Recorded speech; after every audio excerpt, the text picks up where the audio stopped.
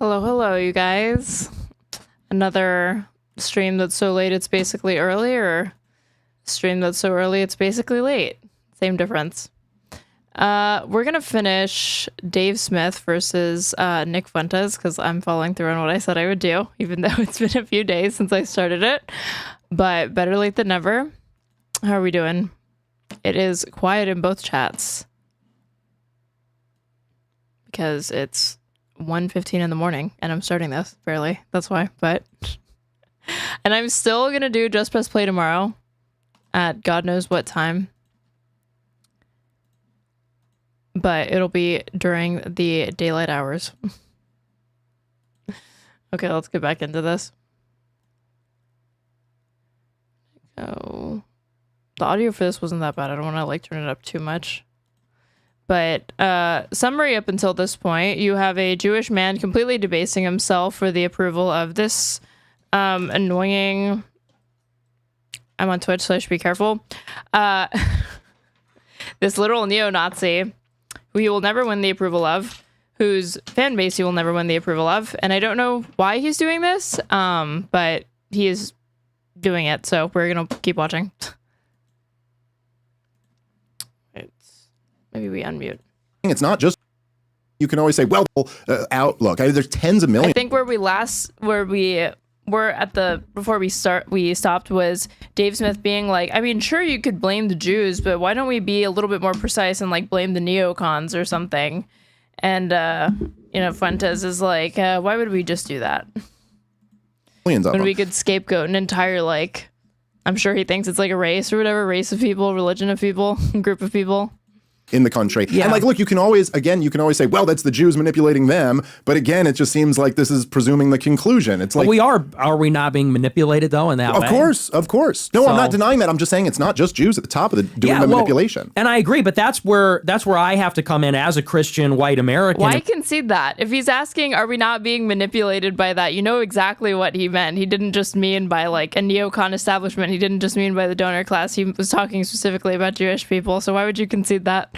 Say we have to disentangle these things and say, and yeah, wake up the evangelicals and say, look, this is not, you're American, you're Christian. They are not Christian. They are not American. It is not in our interest. We have to take our own side. I think that there's the perhaps because you're Christian and I'm Jewish, but when you're talking about evangelical Christians, although not Catholics like yourself, you go, well, we got to wake them up and make them realize that. And I feel the same way about Jews in general. It's like, we got to wake them up and be like, yo, you're not about to be Holocausted and you don't need to support this in order to avoid one. And that's much tougher to do when everybody on Twitter is saying the Holocaust never happened, but if it did, it was good and it should happen again or something like that. So that would be that. Let's do, I just always completely lose track of time on these things. Let's talk about Charlie Kirk. Yes. A little bit, because there was... let's do that. That'll be productive. Both, as I mentioned, have gotten a bunch of heat for not like immediately jumping to these conspiracy theories. Although, like as I've said the whole time, I'm like I'm open to it. Like, show me what you got. I do though think, and I've talked about this a bit on my show. I know you have on yours as well. I do think that the story of Charlie Kirk, though, and his relationship with Israel is... Nobody who thinks that Israel is behind this shit has any evidence for it. It is completely vibes-based at best, or it is just rooted in bigotry at worst. Really interesting. Yes. Yeah. So aside from the conspiracy stuff, and I guess that my friend Candace, who your dear friend too, I'm a big fan, yeah. She just last night released evidently some screenshots of a group chat where Charlie had said, he was very frustrated with a Jewish donor who I guess had pulled some money from him. Fuentes has to do this because otherwise he'd have to contend with Christian conservatives being the prime mover behind all of this Warhawk BS. Well, he does say he has heat for those people, but obviously it's not really like a serious contention that he takes with them, because if you always just back up and be like, yeah, well, they're not in their right mind because they're being manipulated by the Jews or whatever, then I guess it's like not really a true criticism. And he had said something about like, I'm going to not be able to be a Israel supporter anymore. Certainly doesn't tell you anything pointing to his murder, but it does certainly show you that like, if that's true, and I'm assuming Candace like isn't posting a screenshot that's made up. I think Candace has more integrity than that. So if that's true. Yeah, Candace Owens would never spread a lie. Candace Owens would never like repeat a falsehood. A woman who's currently being sued by like the president of France because she keeps going around saying that his wife is a fucking transgender pedophile man or something like that. True. What are we doing tonight? We're finishing this horrible convo between Dave Smith and Nick Fuentes. Man, Josh Hammer and these guys have been being really dishonest about what really happened with Charlie Kirk. And I will tell you this story. I don't know if you've heard this before. I apologize. It's just like so ignorant to think like, why would anyone on the internet tell a lie? But then on top of it, it's like Candace Owens. Yeah, why would Candace Owens ever tell a lie? Fans, because I have told them this before. But so my only experience where I debated Josh Hammer twice, I think I was telling you this outside and then we got distracted. But so the second time I debated him is at this Charlie Kirk event. And the whole time Charlie Kirk was just like, look, I really want to keep this civil and not be a mudslinging thing. And I go, absolutely, no problem. I think I'm very much like you.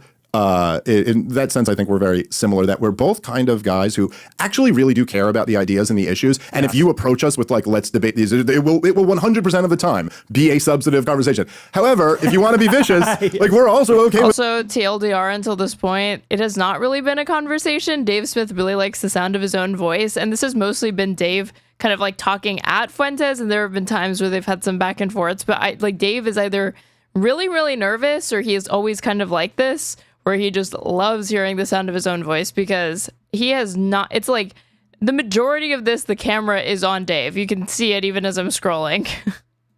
With playing that game, like, and you're like, I will be more vicious than you. I mean, maybe not you, but just about everybody else. You're not gonna, and like, maybe I should be a little more mature than that at this age, but that is how I am. So I went, sure, no problem. So we go in the back, we're in like the green room. So me and Charlie and his, I'm blanking on his name, but his guy, who's the guy on his show now, who's kind of like his right-hand man. Andrew Colvin? Yes, I believe that was him. So it was the three of us, and we talked for a while, and then Josh Hammer came in. And we're just talking, everybody's just being friendly and talking. We were kind of talking about every issue except Israel, because like we're about to go debate that. So we were talking about immigration and started talking about family stuff at one point, just like everyone having a nice conversation. And Charlie, and there's like, okay, we're going to go have this debate. And I was not sure what I was walking into there. Like it was very, very interesting because like half the crowd might have been like your people. I mean, like it was at a Charlie Kirk event, it was striking that it was like, or it's just like my people. But I came out, the first thing Charlie says when I come out onto stage, he introduces me and he goes, "Ooh, we got a lot of Dave Smith fans." Like he was kind of surprised that like half the crowd was thrilled to see me there. And then like 20% of them hated my fucking guts, but it was 20% to half. Like it was clearly the majority was because it's young people, man. And that's where they are right now. But so Josh Hammer goes out there after this and he has the first opening. And the final thing he says in his opening is that he's disgusted to be sharing a stage with me. And I just thought there was something about that I was like, what a fucking snake you are. If it was the last communication I ever had with Charlie Kirk was me texting him, what a fucking snake that guy was after all that. And then Charlie just said something diplomatic back. He was like, it was aggressive or something like that. Yeah. But I just thought on like a dude level, and I guess maybe this is part of the reason why me and you always kind of had like a mutual respect and liked each other. There's just something where you're like, who mutual respect between David Smith thinks there's mutual respect between himself and a guy who thinks he's like subhuman. A guy who thinks that it's not possible for him to like think for himself because he's controlled. He's like, his deficiency is being Jewish. What, Dave? What are we talking about? Who does that? Yeah. Like, who the fuck does that? Like, you're so comfortable being duplicitous that you'd sit down. Like, if I was about to go on a show with you right now and do this and be like, I'm disgusted that you're across the table, I wouldn't have had that 20 minutes of nice chit chat with you outside. It would have been like, no, we're doing it like that. So anyway, I say all of that to just say, I don't trust that guy one little bit. I'm curious, what do you make? At this point, I'm just like watching Nick's reaction and he's just like smiling and nodding like he isn't also playing the same game. And Dave is either, again, too afraid to call him out for it or too stupid to do it. Pick one. Of the new revelations or this dynamic with Charlie Kirk. It's a weird spot for you to be in, being such a like, rival and antagonist of a person, and then they're killed in this horrible way. And so it's a weird spot. But what awkward, what are your thoughts on this latest? Well, I agree with how you said it, which is, look, I mean, if someone other than Tyler Robinson killed Charlie Kirk, I'd of course be very interested in that, but I just don't see evidence for that. And people are trying to, it's like anything. In hindsight, you can look at every person's reaction. Obviously, Fuentes is not somebody who really cares about empirics or evidence. So what he's actually admitting when he says that he can't scapegoat or blame Israel for this is that there's no strategic benefit in this case. And I think it's because he's had such a, I don't know, he had a testy pass with Charlie Kirk. So I think he recognizes that it would be very, very controversial even for him and very contentious for him to be going around saying that like, oh yeah, Israel killed him on top of it. I also just don't see like why it's just a stupid thing to think. in the crowd. And like, I really don't even understand the insistence on like why Israel is behind this or whatever. It doesn't make any sense to me. It's not a compelling narrative. There's no evidence for it, obviously, but there's like no part of it that makes any sense to me. Or a decoy or an operative, whatever. There's really nothing hard or conclusive that proves anything other than that happened yet. And I'm open to possibilities. Yeah, why Charlie but not Bannon? Why Charlie but not anyone else? Why Charlie but not Nick Fuentes? Why Charlie but not Sabrina Carpenter? Why Charlie but not like a random Democratic candidate? Like literally anybody else. I don't even understand what the idea is. Like Israel's genocide was live streamed and they didn't care. They didn't stop. So this idea that like what you're gonna kill somebody and then get the cameras off of Gaza or whatever, like they don't care that their approval ratings are in the toilet. What is interesting, but a different conversation, maybe related, is the Israel thing. And I think very clearly... Or like they care, but like that's not stopped them from like any of the actions that they've taken. So I think it's kind of just like a we'll deal with that later type thing. I don't see like why this assassination would be advantageous to them. I don't think Netanyahu's doing himself any favors by going out there and like making formal statements like we didn't kill Charlie Kirk. That will obviously only inflame it, but... As you and Tucker and Candace and others have, and Max Blumenthal have said, there's ample evidence that at the minimum, there was something dynamic there. He was a pro-Israel guy for many years. Now, seems like that was in flux. And a lot of the evidence has kind of been knocked out. This Bill Ackman retreat, you know, Bill Ackman produced the texts and Charlie arranged the whole thing. And it was a forum where I'm sure disagreement was expressed, but it showed generally they were still aligned. More interesting was his interview with Megyn Kelly. Yeah. Where clearly he platformed Tucker and you, and it seemed that supporting Israel was in contention, which they hate that that's even on the table, because it matters how you set the table. It doesn't necessarily even matter what your position is, but they don't want that to be up for debate. Do we support Israel? Not a question they want people to ask. Especially when you're losing the debate. Yes. You know, I mean, that doesn't help either. Yeah, especially when you get booed and, you know, killed in the debate. They don't like that either. And whatever about the meeting, like one of the last things that Charlie sent to Benjamin Netanyahu was a letter to him saying that like, hey, the kids don't really like, you know, what Israel's up to, what your country's up to. Like maybe think of some ways to like deal with that. Even the conversation that he had with Ben Shapiro was like, here are criticisms that people in my org are bringing to me. What do you have to say to them? And it wasn't about holding any of, like, it wasn't about trying to put Ben Shapiro on the spot. I think it was about Charlie Kirk genuinely trying to get some answers to this so that he has talking points to feed to his fucking audience. I don't know where their last conversation is, though.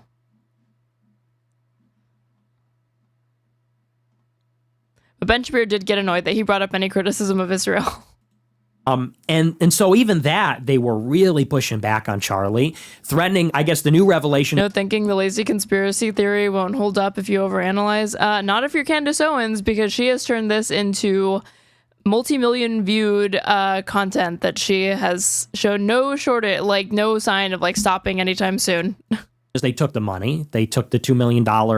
It's a pretty big organization, but that's not a negligible chunk of change for Charlie and Turning Point USA. And he goes in the group chat, and assuming, like you said, that it's authentic, you know, that is, I think, the most stark thing we've heard from him on the record, where he says, I have to leave the Israel camp. And I would say that's even different than what he said on Megyn Kelly. And it's like so, those texts are just so on the nose that I have no reason to think that they're fabricated, not because it's Candace Owens, but because the co-host of like Turning Point USA, I think the one who Dave Smith said like, talk shit about him as soon as he got on the stage. He said that those texts were real. So I don't think anybody, like, he doesn't have any incentive to deny it or like to confirm that if that's the case. But I mean, hold on. Because on Megyn Kelly, you know, that is, I think, the most stark thing we've heard from him on the record, where he says, I have to leave the Israel camp.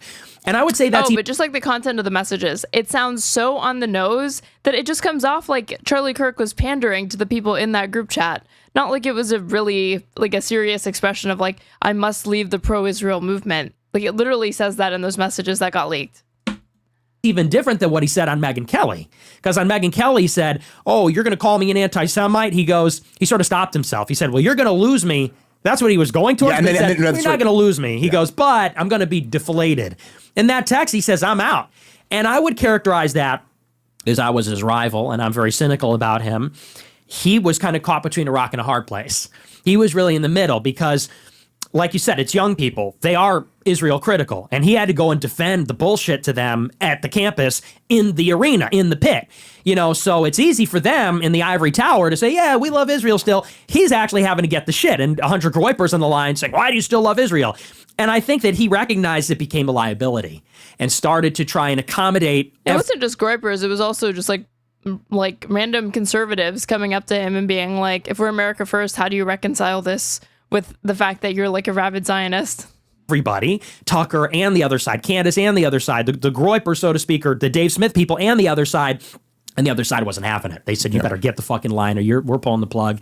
And I think he defiantly said, I will not be bullied. I thought it would have been interesting to see where that would have went, but sadly we'll never know. Yeah, no, I completely agree. And I've always, I kind of took, I took what he was saying in that thread like a little differently than I guess some people did. Like I always thought the dynamic with Charlie Kirk was kind of that it was like, look, he's the guy who has to keep the young people on board. And he's by definition, he has to be a big tent guy because he's trying to win. He's in a different game than me and you are in. Like it's a whole different thing to be like we're in the business of telling the truth as we see it. We're in the business of breaking down the ideas.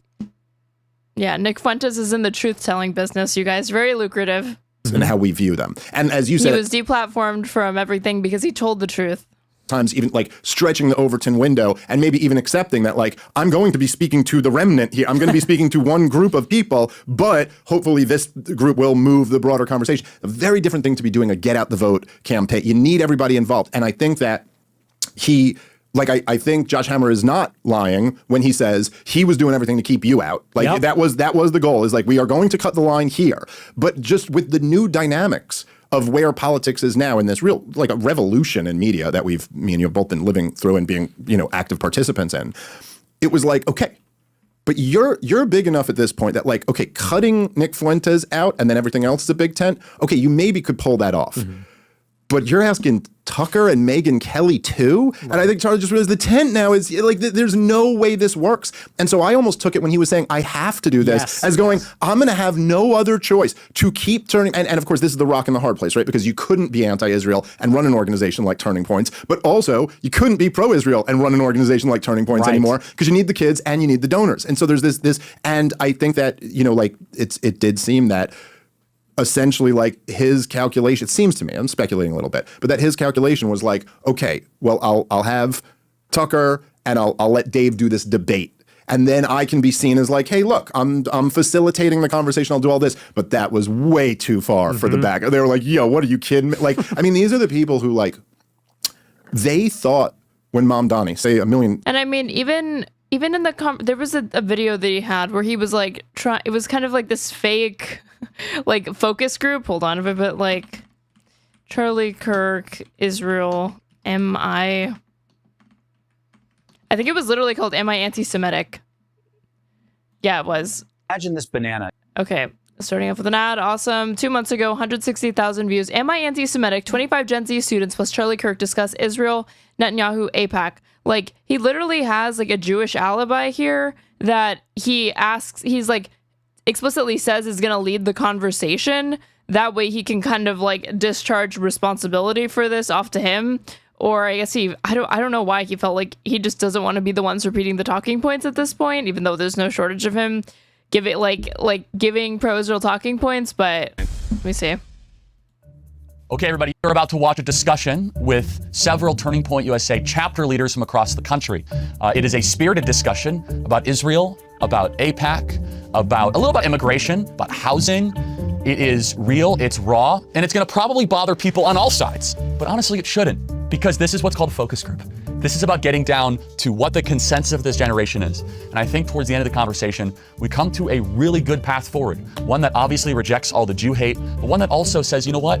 You're not an anti-Semite if you question the current Israeli government. Our producer, The Charlie Kirk Show, producer Andrew, helps me navigate this conversation. Text this to your friends and share it. And if you seek to actually understand what Gen Z thinks about Israel, not these anonymous TikTok comments or not what you see on X, these are real people, they're real conservatives, many of which are real Christians, and they'll tell you I love when it's inconvenient to them. It's like, oh, these anonymous TikTok comments or whatever, like these people don't really exist, basically. But of course, I mean, he didn't literally say this, right? All the people that were, treating him like a martyr after he was killed were making a really big fucking stink over these TikTok comments and all of these TikToks that were making light of his death.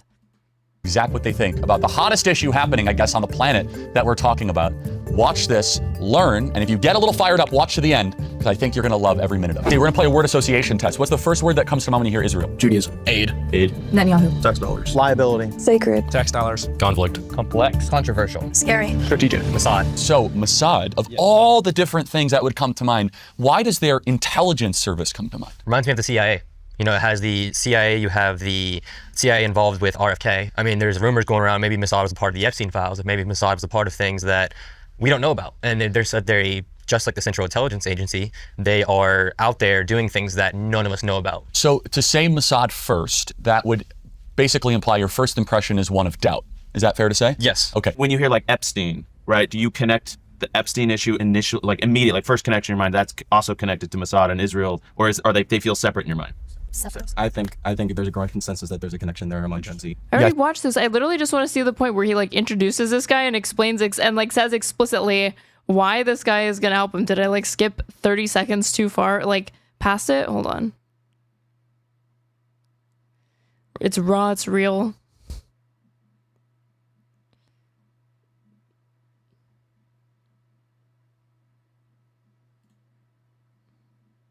I think that's definitely gaining velocity. Who used the word aid?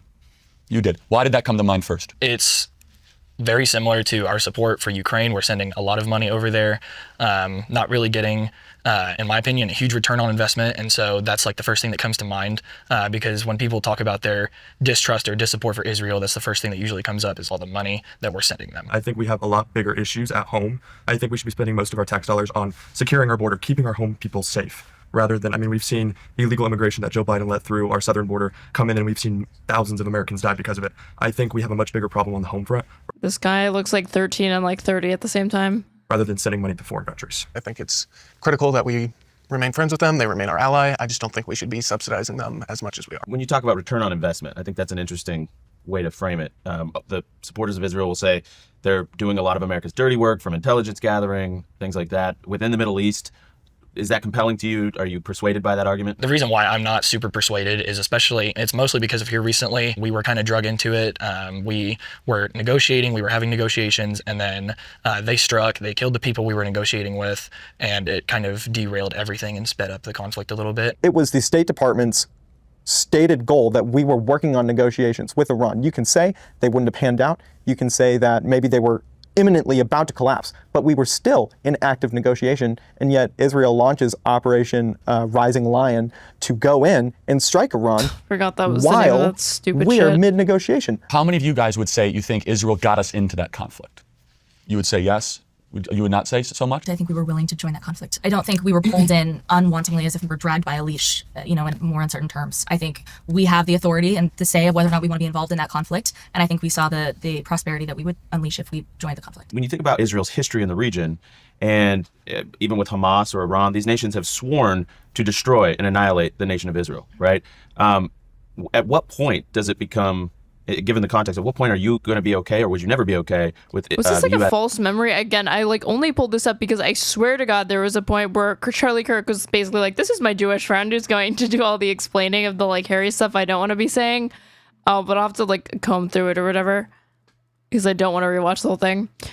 Imagine literally having relatives who died in the Holocaust and being this friendly with the neo-Nazi. Dave Smith is a real piece of shit. I just absolutely fucking shameless. Like, it's like, I've not even like, he can have this conversation, but the way he's going about it is just so disgusting, like debase it. Like, I don't even understand like why he wants this to not be a contentious conversation. Things about the guy, he's probably going to be very bad for the city that we're currently in right now, and also is just like very cringy and awful in a lot of ways.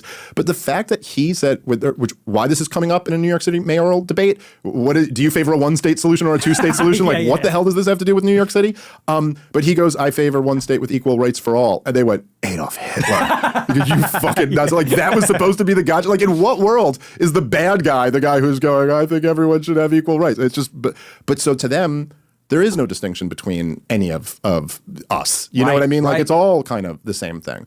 And yeah, I don't know. It is very interesting because there's something There's something revealing. He's afraid of the groypers. I don't know. I would need to know more about Dave Smith to know. I feel like it must be partially that. It must be like partially audience capture.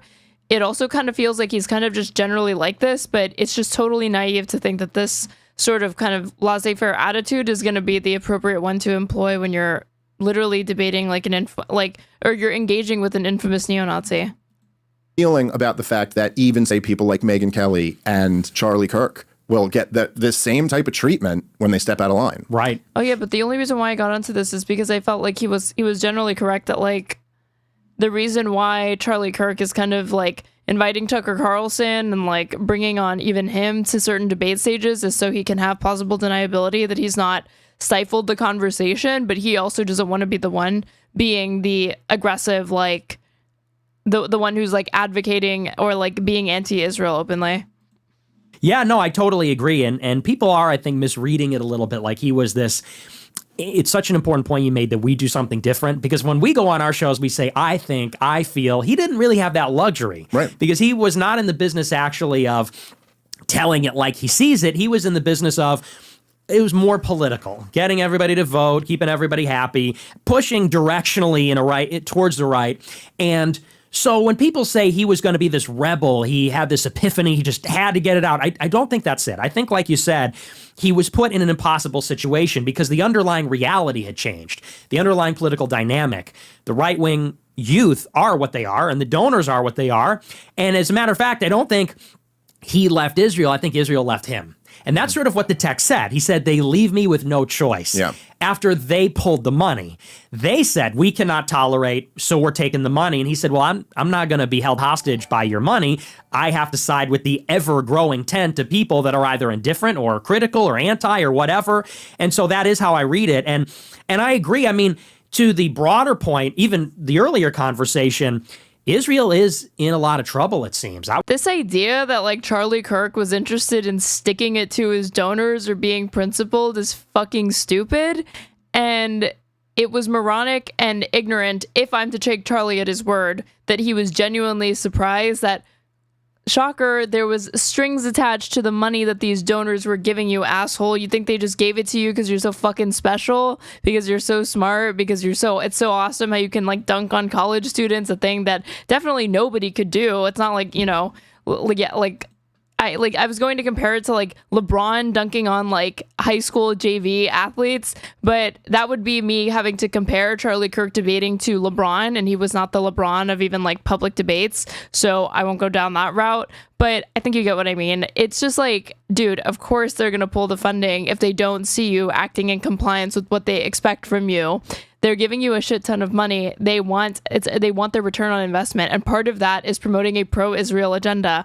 So, which he's always done. So that's not unique to those donors. You could say, I mean, like, it's just so stupid, this idea that like, oh yeah, he was waking up on that specific issue or whatever, but like, he's taken everybody's money. He was in bed with MAGA propagandists. It's just like this idea that he was only going to be, he was starting to really see like, how deep it goes or whatever. It's like, to the extent that he did, that was just like, all I saw in those messages was Charlie Kirk being anti-Semitic.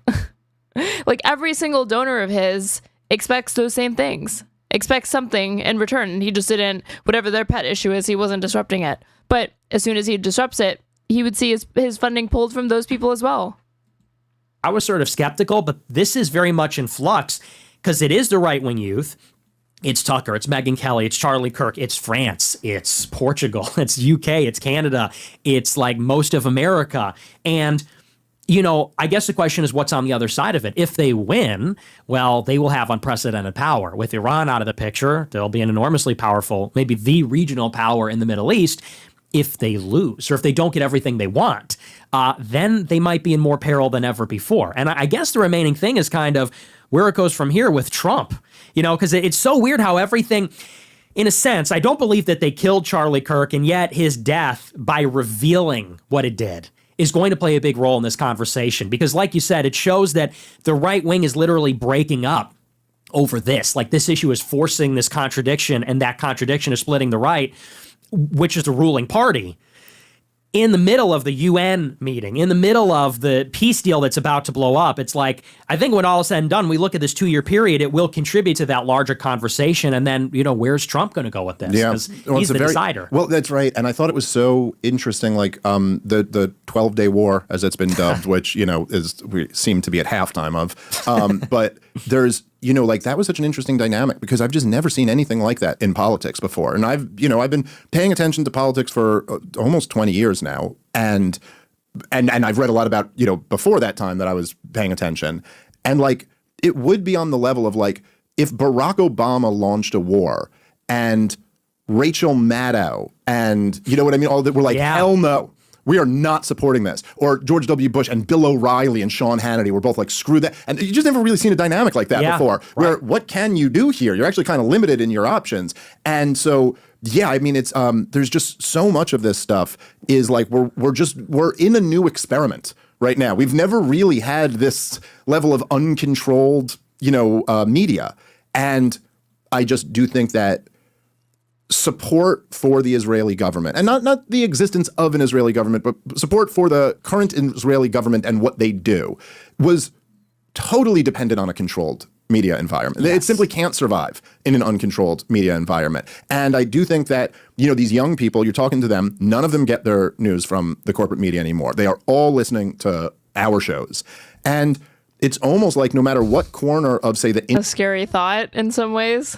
Internet media that you're in, you've just seen the debates have happened so many times. Like Piers Morgan has hosted so many of these debates. I did one on Joe Rogan. There's been on Lex Friedman. I saw you debated Dinesh D'Souza and every single time, it's almost always the exact same thing. Yes. I mean, like I watched your, I had seen clips of it, but I watched the full thing earlier today, and it was just such a one-side. Like, I mean, and by the way, Dinesh, his stock went up in my book just from like the way he handled it. Yes. I thought like I appreciated that, but like on the substance of it, Dinesh is a fucking moron, and I have to assume that if he and Nick Fuentes debated, he probably got bodied.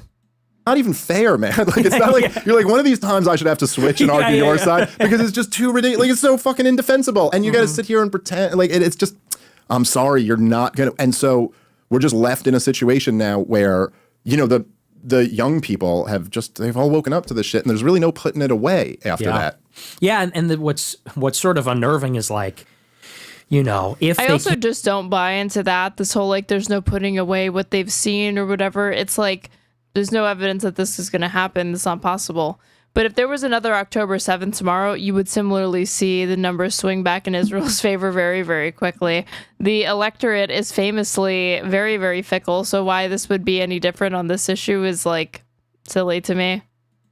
Can't put it back in the bottle, which, it would need to be a lot longer of a sustained like genocide or like military campaign from a very unpopular regime for that to be like deeply entrenched, because you do see that sort of skepticism with intervention in the Middle East in general. But it's less about from Americans, but I think it's less about Israel's conduct shaping their opinion towards that and more about the fact that, we've been dragged into forever wars before. And now there's pretty much bipartisan consensus that the Iraq War, the Afghanistan War, that these were at the very least strategic errors, if not outright war crimes from those that are more openly critical and honestly reckoning with what happened. That's the more of the reason why there's skepticism surrounding it. This idea that like, Israel's reputation is like always going to be tarnished. That's not the case. Like, that's like when you look at countries that have some of the most favorable views from people globally, at the top of the list is like Germany and Japan. Japan used to be Imperial Japan. Germany used to be Nazi Germany. This idea that like countries are kind of like always like destined to be like defined by like the worst things that they've engaged in, that's not true. It can take some time to change, but it's they're not condemned to that fate. They're going to try, and they are trying. That's what this TikTok and CBS, and even, they're not even taking it at CBS. Like, everybody knows what that is. I saw all the presenters on, like, 60 Minutes were leaking to the press how much they hate Bari Weiss, and, they don't want to go along with all this. Bari. It's like, it becomes almost scary, because Netanyahu's been in power for... Who's, like, first foray on, like a roundtable that she had on CBS had, like, 1,400 viewers, like, fucking nothing. Almost 2 decades. And in a sense, it's like, this is sort of a modern situation. The war on terror, the Middle East, Netanyahu, the ascendancy of Likud, the neocons. This is like the past 25, 30 years, and it seems to sort of be sunsetting. Like Netanyahu, if this war ends, for better or for worse, he's going to be out. And he will not, whoever his successor is, will not be able to keep the coalition together as well as he did. So maybe their influence diminishes there. The media environment is not centralized anymore, so they don't influence that either. In the last legs of whatever this period can be called, at this go for broke moment, what scares me is how desperate they're going to get. And I think that's where maybe it makes sense they killed Charlie Kirk, because there's some recognition they are that desperate. Like that is a desperate hour for them when they're losing. Wait, you went that way after mentioning Germany and Japan? Those are perhaps the two worst examples, scratch a German. I'm not speaking to my own opinion of these countries. I am talking about global opinion polls and also domestic opinion polls that have been conducted asking people what countries have made some of the most positive contributions to humanity. When you ask people these questions consistently, those countries are in the top 10. That's not me. I'm saying that this is the average person's view of these things. Absolutely everybody isolated. They're not winning the debate. And I'm saying, I'm not making an assessment of whether or not that's a true or accurate assessment of those countries and their contributions. I'm simply saying that is the reality, that countries can move past the worst things that they've engaged in. People have short memories in some instances, even for some of history's worst crimes and atrocities. Debates. They can't win it with the soft power, censorship, suppression, the rest of it. Do they then resort to... Did we watch some of this already, or am I losing my mind? No, this is, we watched the first 2 hours of this, but this is continued, and of course they're going to be looping on some things. Total chaos, crisis, these kinds of operations. That, because it's sort of like the emperor has no clothes. It's, like you said, in our lifetimes, we've never seen something like this. Can they lose? Will they tolerate losing? What does that actually look like?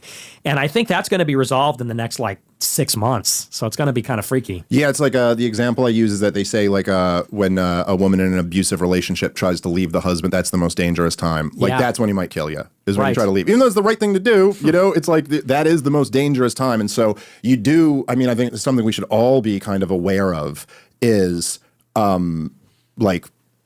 how do you manage that situation exactly? And, you always kind of want to, even in these really awful situations, you want to kind of leave the door open in a way. You have to find a way for Netanyahu to be able to declare victory or whatever and say, save face to stop kind of doing what he's doing. But it is, look, it's like you said, there's just no, I remember thinking this when they were really trying to cancel Rogan during the COVID stuff. Because he was heroically telling the truth about it. And I remember even thinking, you're like, so what, let's say this works. You get Joe, what do you think? Of course, this moron thinks that Joe Rogan was a good voice to listen to during the COVID-19 pandemic. Listeners are going back to Don Lemon? Whether they take you out, they take me out, whatever. Do you think all the people we talk to, or what's their next step? This entire episode is just demonstrating to me that if there was anybody who's ever given just a ridiculous amount of undue credit for simply having a more correct position on one single issue, it's Dave Smith. Because Jesus fucking Christ, the more I hear of this guy, I cannot believe anything that he says is taken seriously or he's praised in any way by any liberal or leftist. It's not like they're going back into the Matrix or whatever. That's not happening. And it is, I think, because I want to talk about Trump a little bit too, and J.D. Vance. I'd like to talk about the kind of future of the Republicans a bit. But it is just this past weekend, we lived through a real interesting little moment where Donald Trump, in one more example where he's clearly frustrated with Netanyahu, and goes and finally says it, after all this time, finally says Israel must stop bombing Gaza immediately. Trump just got his COVID booster. You mean his autism booster? Yeah, I heard. Now, I don't know. I know they're claiming, because I was reading up the latest of this stuff. Dave DeCamp is always the best guy to read for what the latest, news on the ground is. Dave Smith loves the sound of his own voice. I have remarked upon this, and I just abstained from making another comment when Dave Smith was introducing the next topics that he wants to talk about. And he didn't say, I wanted to ask you about J.D. Vance and Trump. Let's get to that. He said, I want to talk about this. It's yeah, we know, dude. Everything that's being said is just what you want to talk about.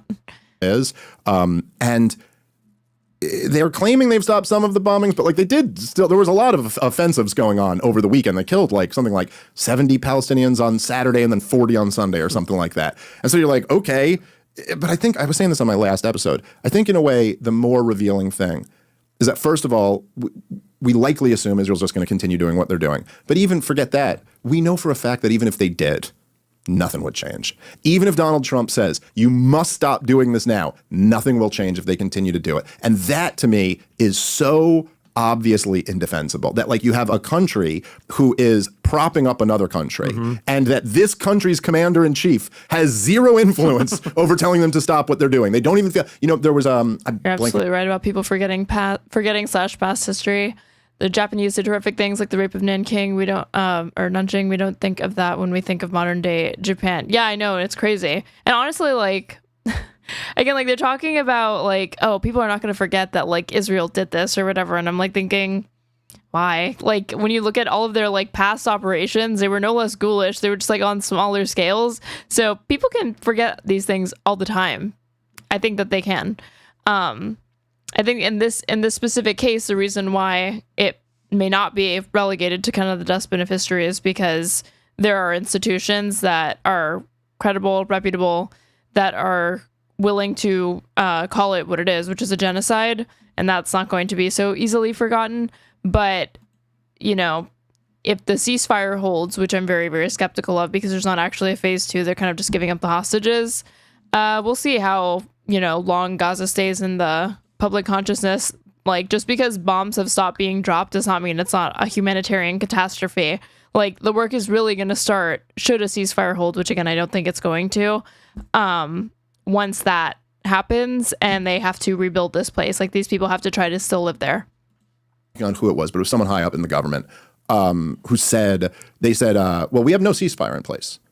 Essentially meaning, we could keep doing this. We have not made a deal yet. And it's like, yeah, but the president of the United States told you to stop, and you're dependent on him. So stop. So that's an outrage. All right, guys. But like, what's he going to do? I mean, like, the Israel acts with impunity because the Trump administration demands nothing of them. The Trump administration doesn't attach any strings to what they're doing. The Biden administration didn't do that either. So it's one of those things where they know it's easier to just ask for forgiveness and for permission.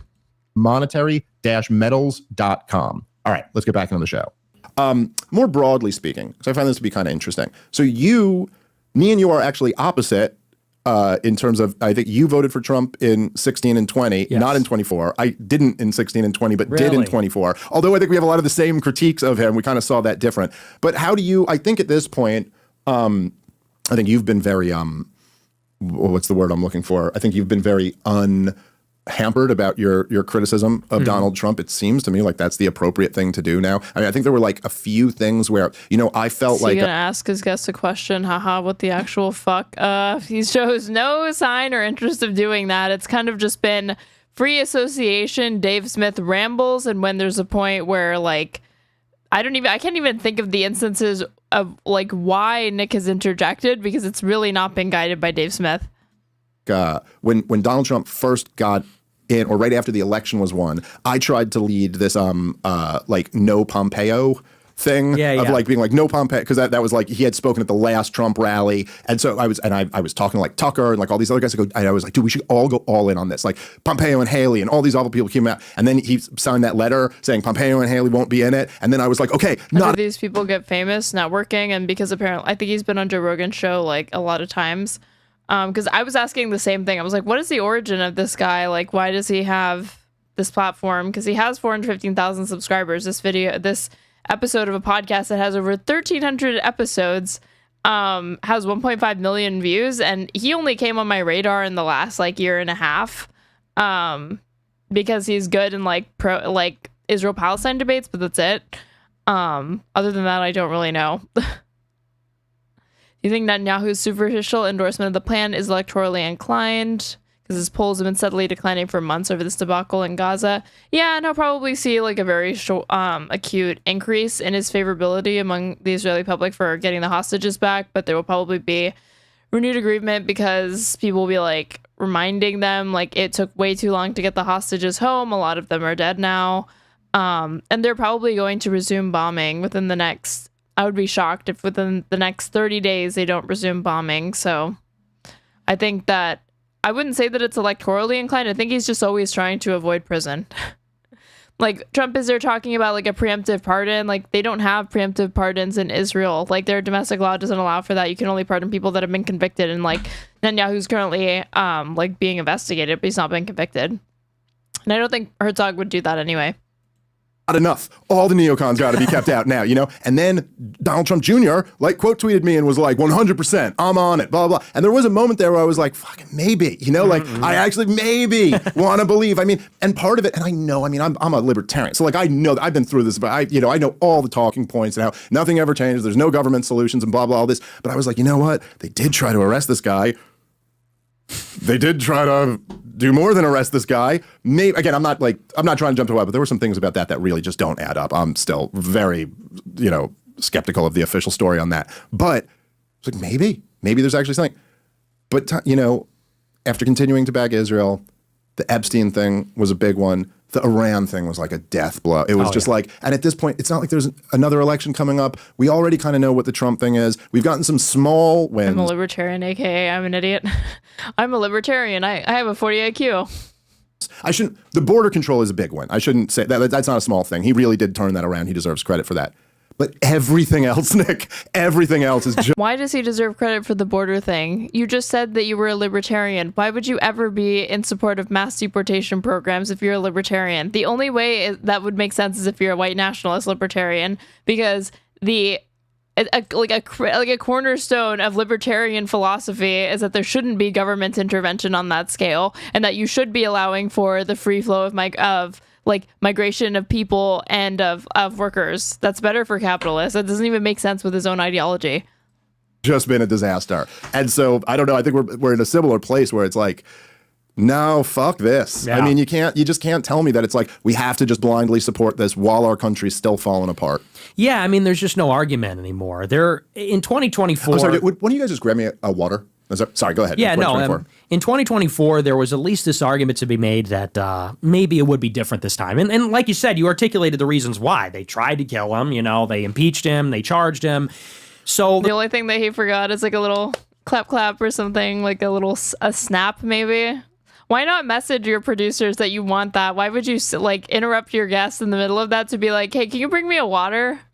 The question was, is it going to be different this time? Did he learn? Is there going to be better people? And I get that. So I didn't begrudge people that did vote for him, but there were signs. Nikki Haley endorsed him, and he said we were going to go to war with Iran, basically. He said they were going to bring in the H-1Bs and all this stuff. And, and then they appointed the cabinet within 3 weeks. Rubio for Secretary of State. And I guess the interesting thing I have to say beyond what is obvious, which is that it's kind of crashing and burning, is I look at a guy like Kurt Mills, Kurt Mills at Amcon, and, he seems like he's a good guy. Like, he's 100% on board, maybe more with you than me, but, he knows relevant facts. And I remember watching him during... It would be funny if he went on Dave's show. That would be a shit show. I promise you that would be fun for no one. Negotiation between Trump and, or I should say, Witkoff and Araghchi or whoever it was on the Iranian side. And he would go on Steve Bannon every week and say, any day now, they're going to make a deal and, Netanyahu's going to be put in his place. And I'm thinking, have you ever seen anything in history? It never goes that way.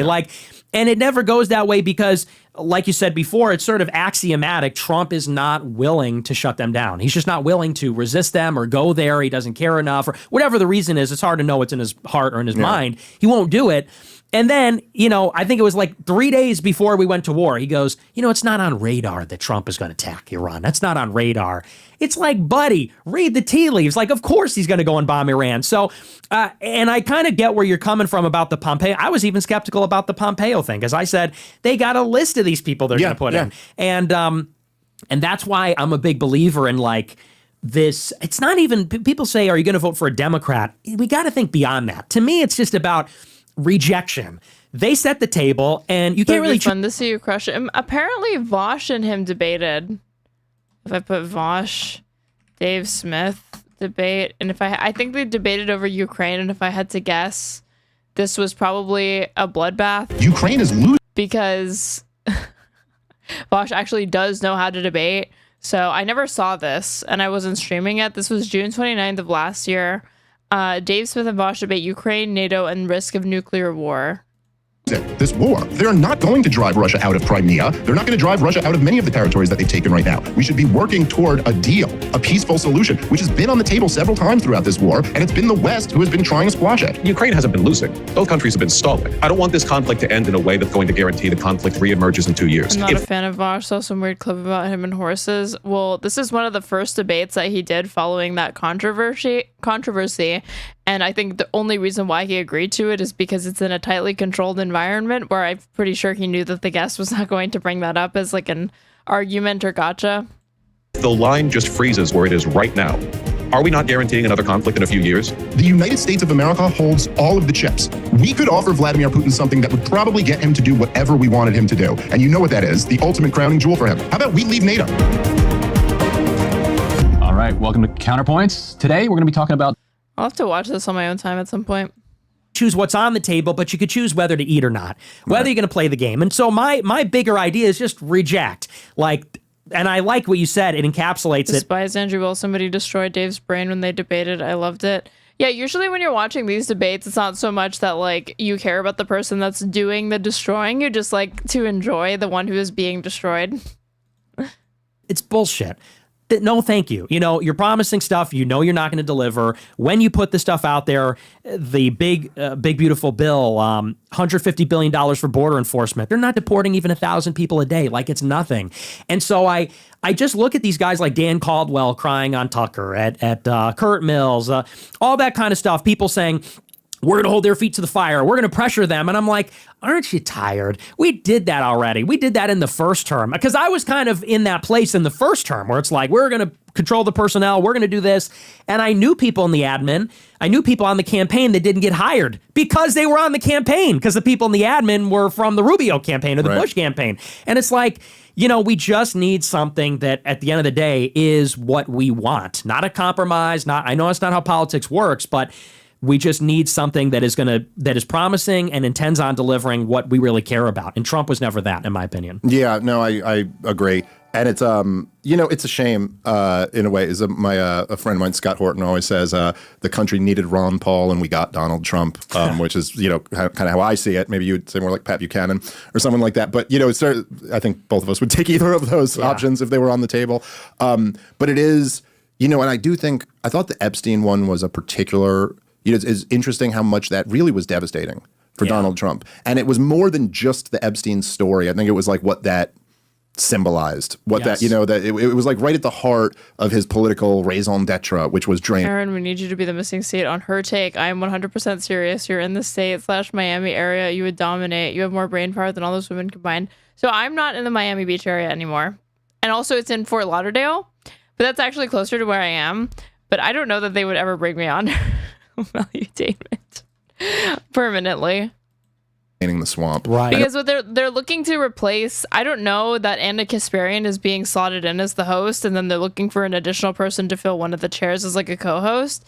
If that were the case, maybe I'd have a chance of being brought on. I don't think that they want a leftist. The whole thing is that it's supposed to be a based version of The View, which is that they want like reactionary right-wing centrist, quote unquote right-wing women, and I just don't think that I really fit the bill in that respect, even if I would contribute to there being more tension.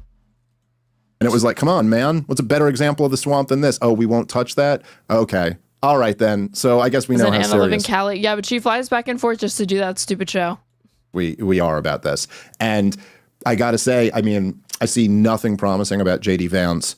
I think my view of it seems to be that I do think that he's like maybe kind of sympathetic to like, you know, my foreign policy views. And I think that he does seem to err more on that side, but I just don't think he has anywhere near the stones to like stand up to anyone. I think he wants to be president more than he wants to care about that. And that right there is that's the deal breaker then. Okay, then. So you're not, and again, to your point, I think, which I would just maybe modify, and I think you probably agree with this too. It's like, I'm not even against compromise. But there's got to be a compromise. There's got to be like a reasonable compromise. Like I am willing to compromise on a few things, but the compromise can't be I have to bend. Oh, we know, Dave. I mean, you're sitting down with this neo-Nazi trying to buddy up with him, so clearly you're willing to compromise on just about anything, even if it means like your dignity, your self-respect.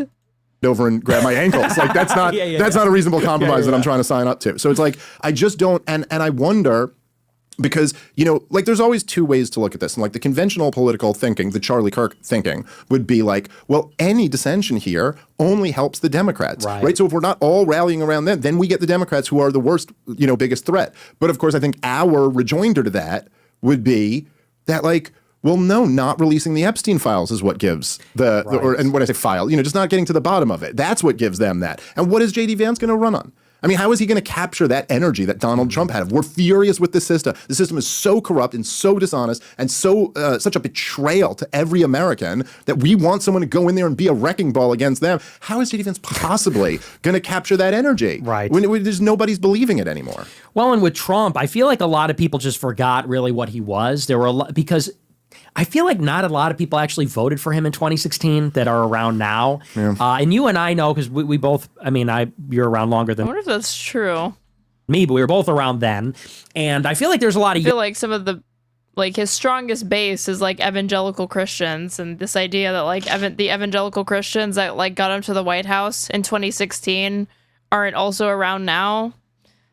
Young people and maybe even like big supporters of Trump now that weren't really with him in 16. And so what I'm trying to say is for a lot of people to have amnesia, they think that he's a Republican, he's a conservative, like, because that's really what he's become. That is what he was in 20. That's what he was in 24. He's against the radical left. He's against the Democrats.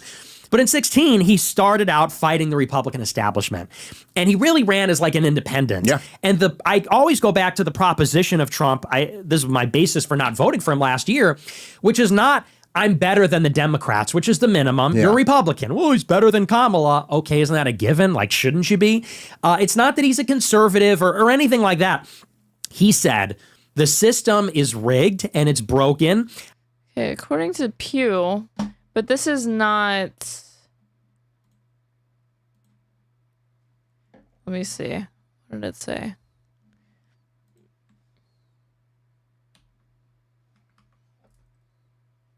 In 2024, Trump held on to most of those who backed him in 2020.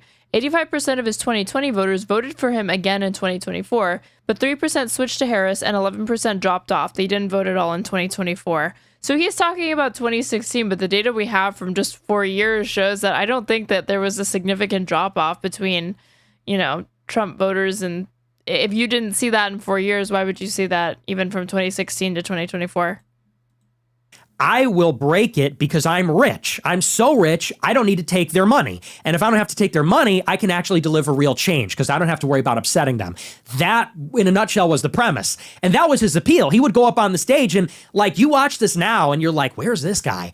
That famous clip where he goes, they're booing him. And he goes, that's all donors in the audience. I don't want their money. I don't need their money. And everyone resonated right, left, and center, said, yeah, fuck the system. That's true. They're bought off. That's why nothing ever changes. He's rich. They can't buy him. That was the idea. Doesn't vote for what he just said he didn't vote for him, but like he's talking about how like Donald Trump, no shit, he can't run as the anti-establishment candidate. He can't run as a drain the swamp candidate when he literally was part of the establishment. One, he was a billionaire before that. So this idea that he wasn't, and he was openly part of the donor class and influential. There's a reason why there's all those photos of him, where there's photos of him with Hillary Clinton and Bill Clinton, because he used to be the person that was putting money into these campaigns. Then he just became the candidate and said, I'm going to save everyone. I'm going to drain the swamp, purge the deep state, etc. But that pitch you can't run that pitch again when you're trying to get a second term in 2020, and you can't run it again in 2024 when you've already been the president before.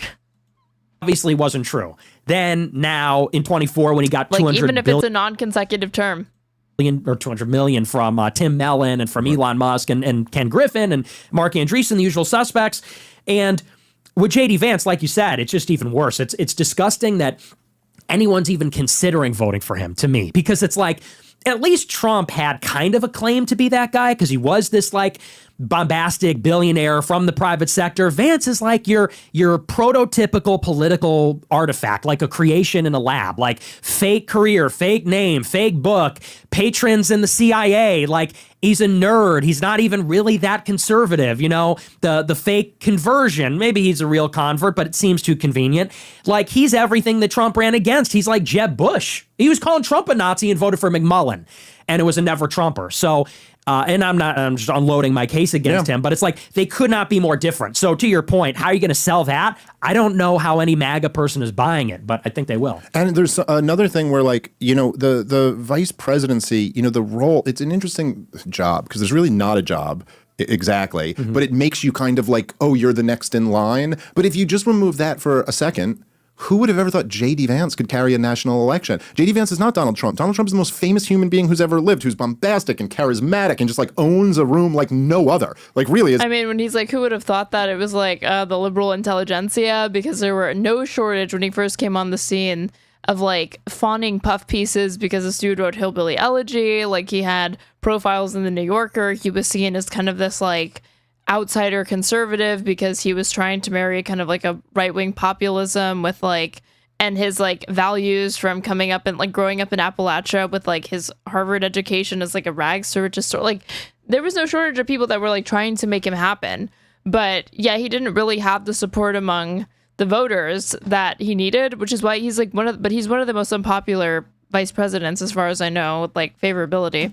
And the reason why they even had to scramble to get somebody else is because Trump and Mike Pence split over January 6th. It's like as a unique gift in this way. Unfortunately, all of these gifts are only for like marketing and promotion and running for that. It's not like he has no governing, you know, ability at all. But like J.D. Vance doesn't have that. He doesn't have that factor, the Hitler aura, as you would describe it. I thought you were Hispanic, Latino. I am Hispanic. You know what I mean? But like and so it's you're just looking at this and you go, so look, if you're telling me that like the radical left Democrats are the real threat, which granted they are, it's like it seems like we're staring at them having a chance. Now, like how, again, like this is a conversation between two right-wingers, so of course that doesn't get interrogated, but I would just love to tear into that. Like, what do you mean by that, David? What the fuck are you talking about that like the radical left is what's causing America's downfall? What?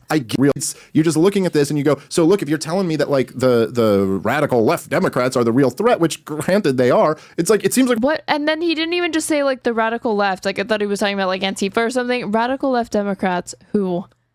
Chuck Schumer, Hakeem Jeffries, AOC, who's like one of hundreds of congressional representatives. What are you talking about, Dave?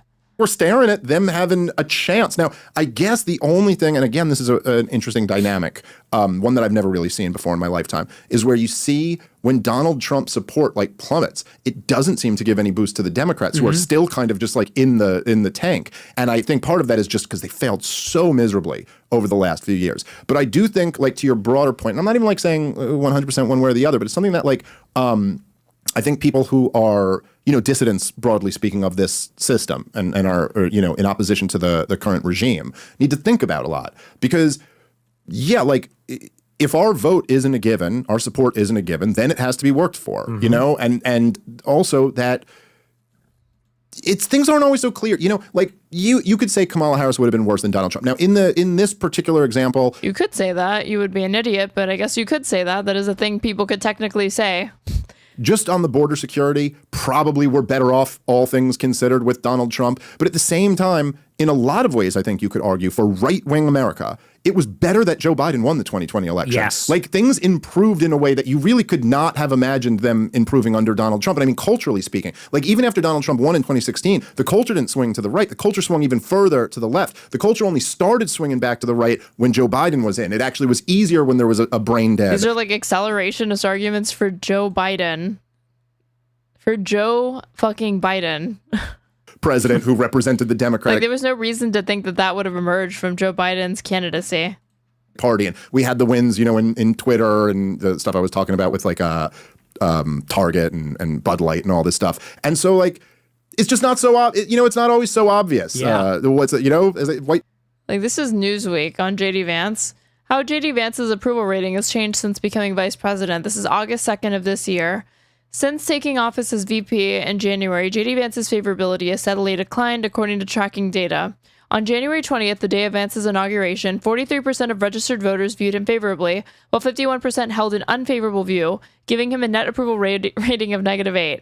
As of August 1st, those numbers have worsened. Just 42% now view Vance favorably, while 54% view him unfavorably, widening his net disapproval to -12 points.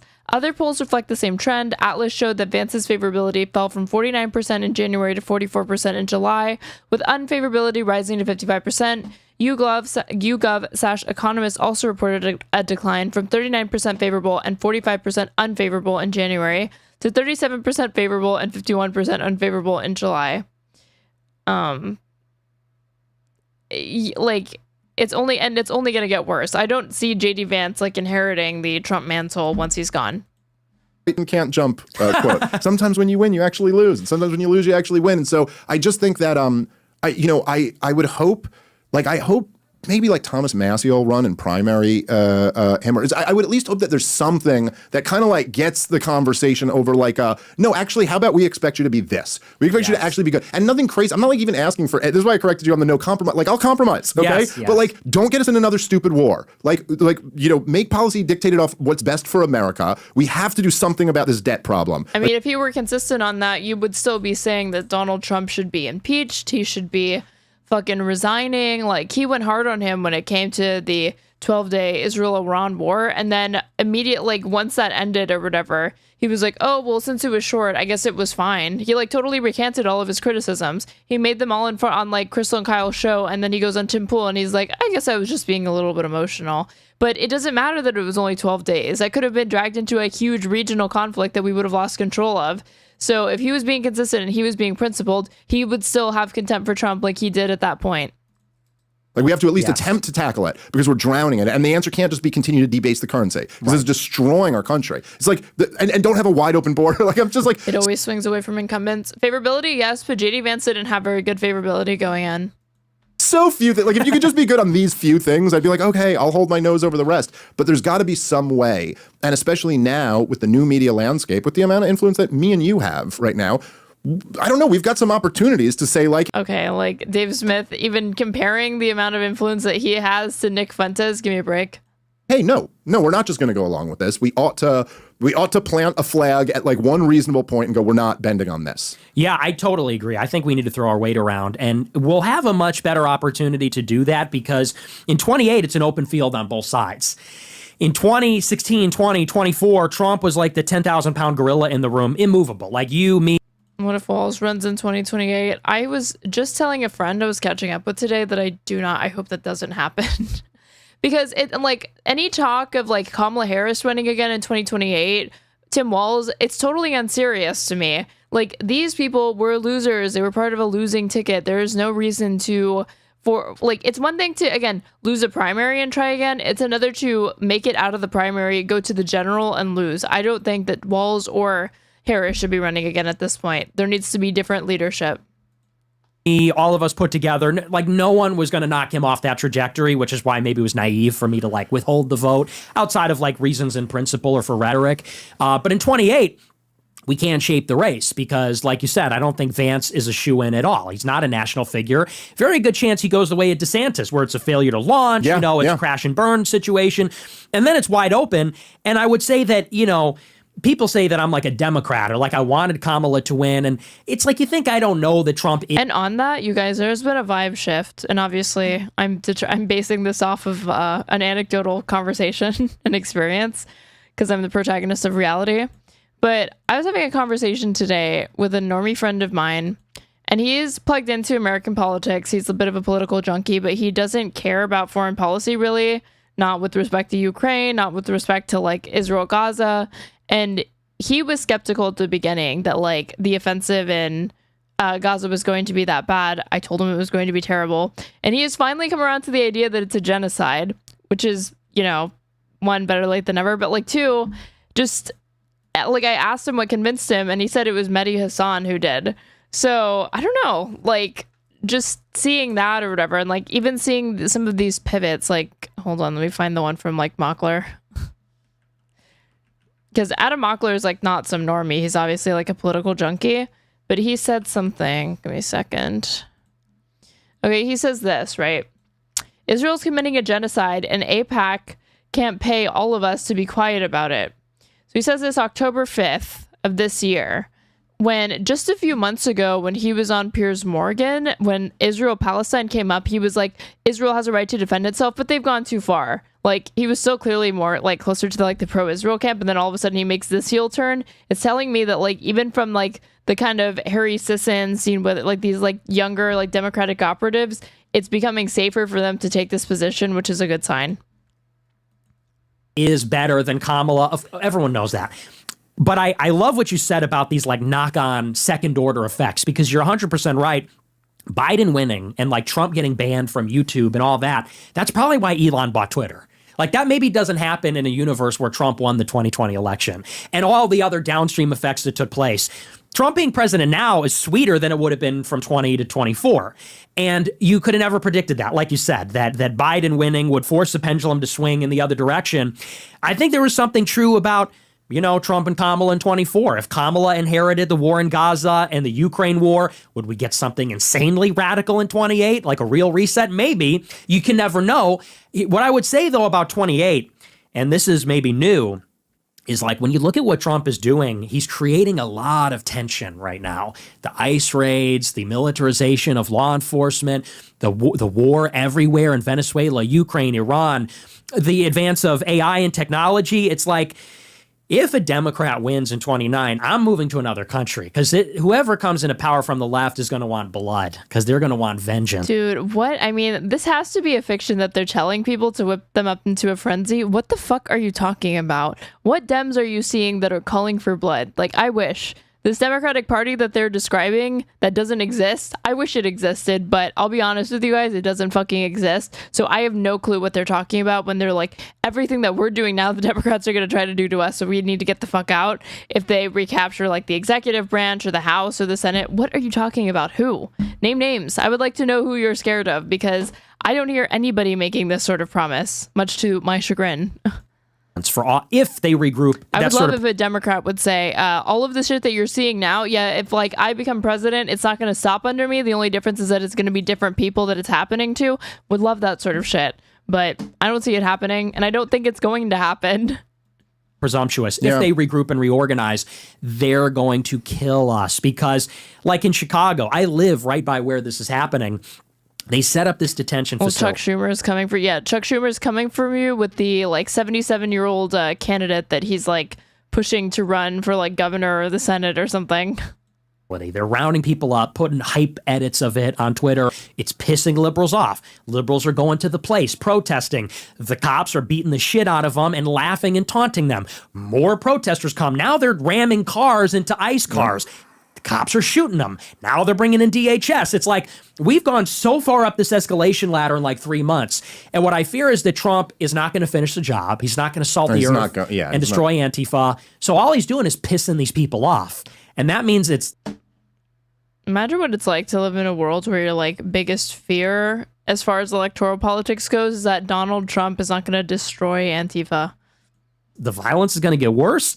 They're going to organize. We're going to get like Mamdani for president in 28, or, you know, something along that vein. And that's why I think it's really important that like... Yeah, we're going to get the guy who's not even a U.S. citizen. He's going to become the president in 2028. That's the thing that's definitely going to happen, you guys.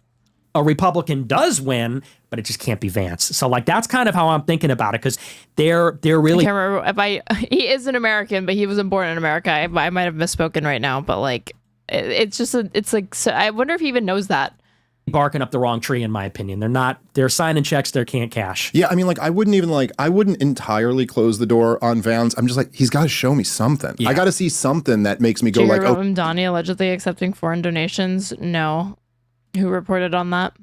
Okay, I can get on board with this at least, which I just haven't seen yet. And I do worry about that a lot. I think it's like, it's something that, you know, like, you should pay attention if you think about, say, like kind of the way the culture shifted over the last few years, which really is hard to like overstate how crazy it is, dude. Like me and you talked 5 years ago. We were living in a different world when me and you talked 5 years ago. It's not that long, you know? And there's and you could obviously see right now, like looking at where the culture is, you're like, oh, the woke progressives really overplayed their hand in a lot of ways, right? And then there's a lesson in there to be learned that like things can change very quickly. And I do worry about that. You know, you worry about like how far the Democrats went last time they were in power and what they might do again. It's also important to know that there were like a couple, for as much as I always say, like the American system is pretty broken and the Constitution is pretty destroyed, but there still are some things. And I think people don't appreciate enough the fact that the two major ones that got shut down. Number one. This is a Trump voter talking about how the Constitution is like destroyed, but he thinks that this is like the fault of Democrats, I guess.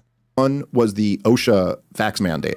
Joe Biden had legislated that every company with 100 or more employees must fire anyone who doesn't get this vaccine. This would have been a huge event and massive control of government, particularly, not explicitly targeting right-wingers, but who the hell wasn't getting the vax, And then the other one was the Ministry Yeah, and that's an indictment of right-wingers. of Truth, which ended up getting shut down. Now, both of these ended up getting struck down, but man, might we be living in a different world had they gone through. And so who knows what... The Ministry of... Like, the OSHA thing, was that not even, like, a proposal that was on the table? I know what he's talking about with the Ministry of Truth thing. Hold on. If I put Ken Klippenstein, The Intercept, Joe Biden... What would I even say? Like, Homeland Security thing? Like,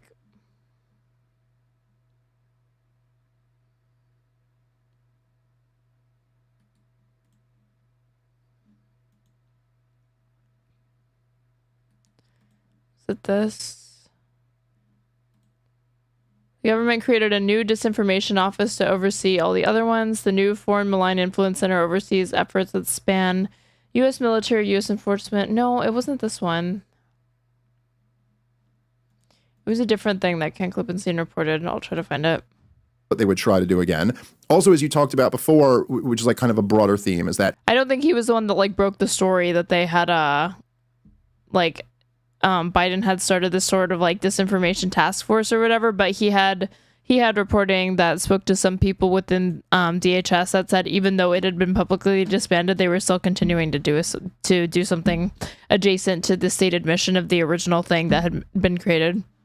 There is this, Netanyahu's snapback about controlling the media and how he was just openly bragging. I really couldn't believe he was openly bragging. I said on the show, I said, I think this video is supposed to be a secret recording where he's talking. Joining us now in studio, we have our great friend Ken Klippenstein, who is an investigative reporter for The Intercept. Great to see you, my friend. Great to be with you guys. See you, man. You got a big old scoop this morning. A lot to unpack here, and it's quite explosive, actually. Let's go ahead and put the element we have up on the screen. The article that's out this morning is titled "Truth Cops Leaked Documents Outline DHS's Plans to Police Disinformation." Some of the key takeaways here that you have, Ken, are that even though DHS said that they shuttered their quote-unquote disinformation governance board, what you have found is that underlying work is still going on. You also found some of the specifics about what they're targeting here on the origins of COVID-19, efficacy of COVID-19 vaccines, racial justice, U.S. withdrawal from Afghanistan, and also the nature of U.S. support to Ukraine. So just to start with, what are your sources here? What's the information that you were able to gather? And give us the big picture of what the government is up to here. Yeah, so this came from sources that I have within DHS, FBI, and also court records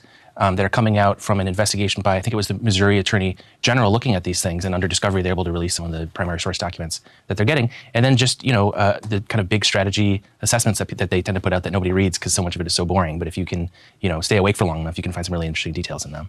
Interesting. Okay, so talk to us about this portal. You said that Facebook has created a special portal for DHS and government partners to report disinformation directly.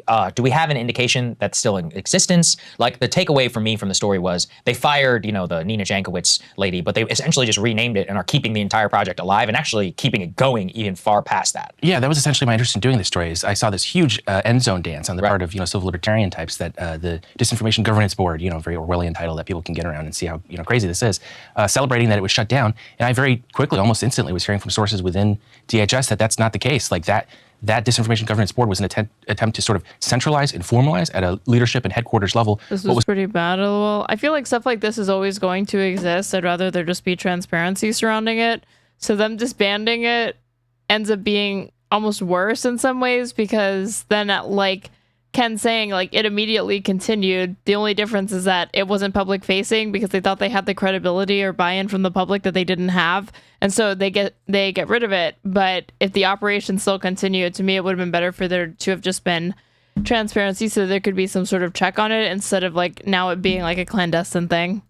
Was going on, but that was still going on at the component level of all of the different child agencies that are within DHS. So this story is an attempt to try to sketch out, okay, so what does that mean? What does it look like? Because there's so much speculation and sort of guessing as to what it is, and there's very little in the way of just what are the facts of what's happening, how are they doing this, and what is their authority? So lay that out for us. How does this actually, what are the interactions? But I don't want to get too sidetracked with that.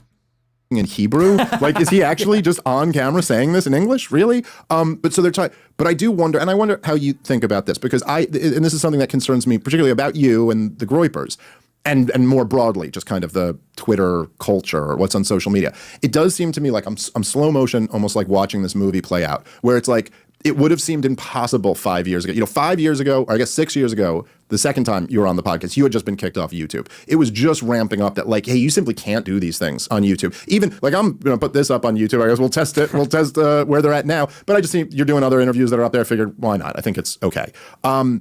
We're in a, like, you can say things on Twitter now that you couldn't have dreamed of saying. But now that the censorship regime... And there's other things that you can't say on Twitter that you thought you would be able to. Don't you still get in trouble if you put like the word cis or something like that? It says it's like hateful and you need to take it down.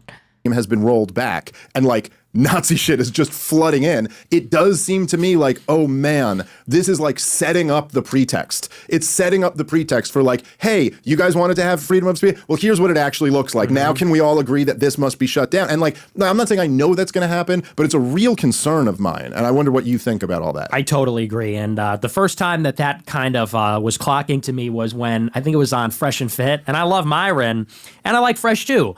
But it was on their show where I think some like ghetto black woman said like, fuck F the Jews and we love it.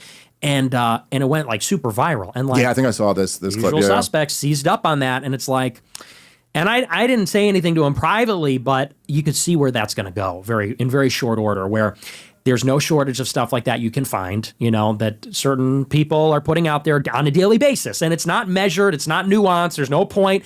It's just vulgar. It's vulgar. It is hateful. It definitely probably crosses a line.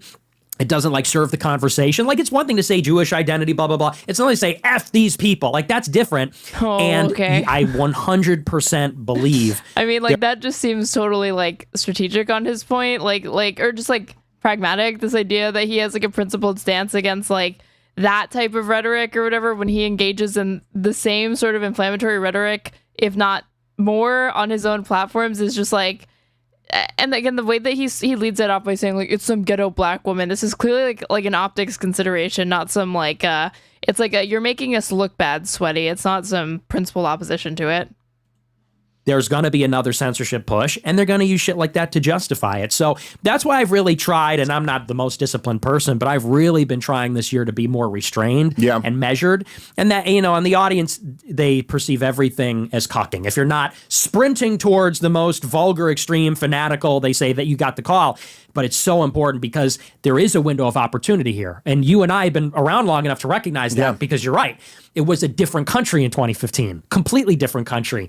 And we don't want to squander that. But then again, you wonder how much of it is even in our control. Will they do it anyway? No, I think that's right. We should control what we can control. No, I think that's right. And I think that, it's something for us to even, always keep in mind too, because it's hard to like when you start growing, I know you've, I'm sure, experienced this, right? But it's like like when you have a show and it's getting like 10,000 views a show, you can kind of know your audience. You're like, I know what my audience thinks. When you're getting like 500,000, views in a show, it's like if 50,000 people are furious at you, it's like the whole lot. But actually, no, that's not the whole lot. There's a much bigger audience. And like, even as you've said, as you've been trying to, not moderate isn't the word, but like just be more careful or just be more mature, I guess, which is natural for all of us. I mean, I'm still a big child in a lot of ways. But you kind of realize that it's like, well, as you're doing that, actually your audience is growing. It's not like you're losing your audience. It's not like... It's like, he says, I'm still a child in some ways. It's like such low-hanging fruit. And to like go after comments like that, I have to just ignore them.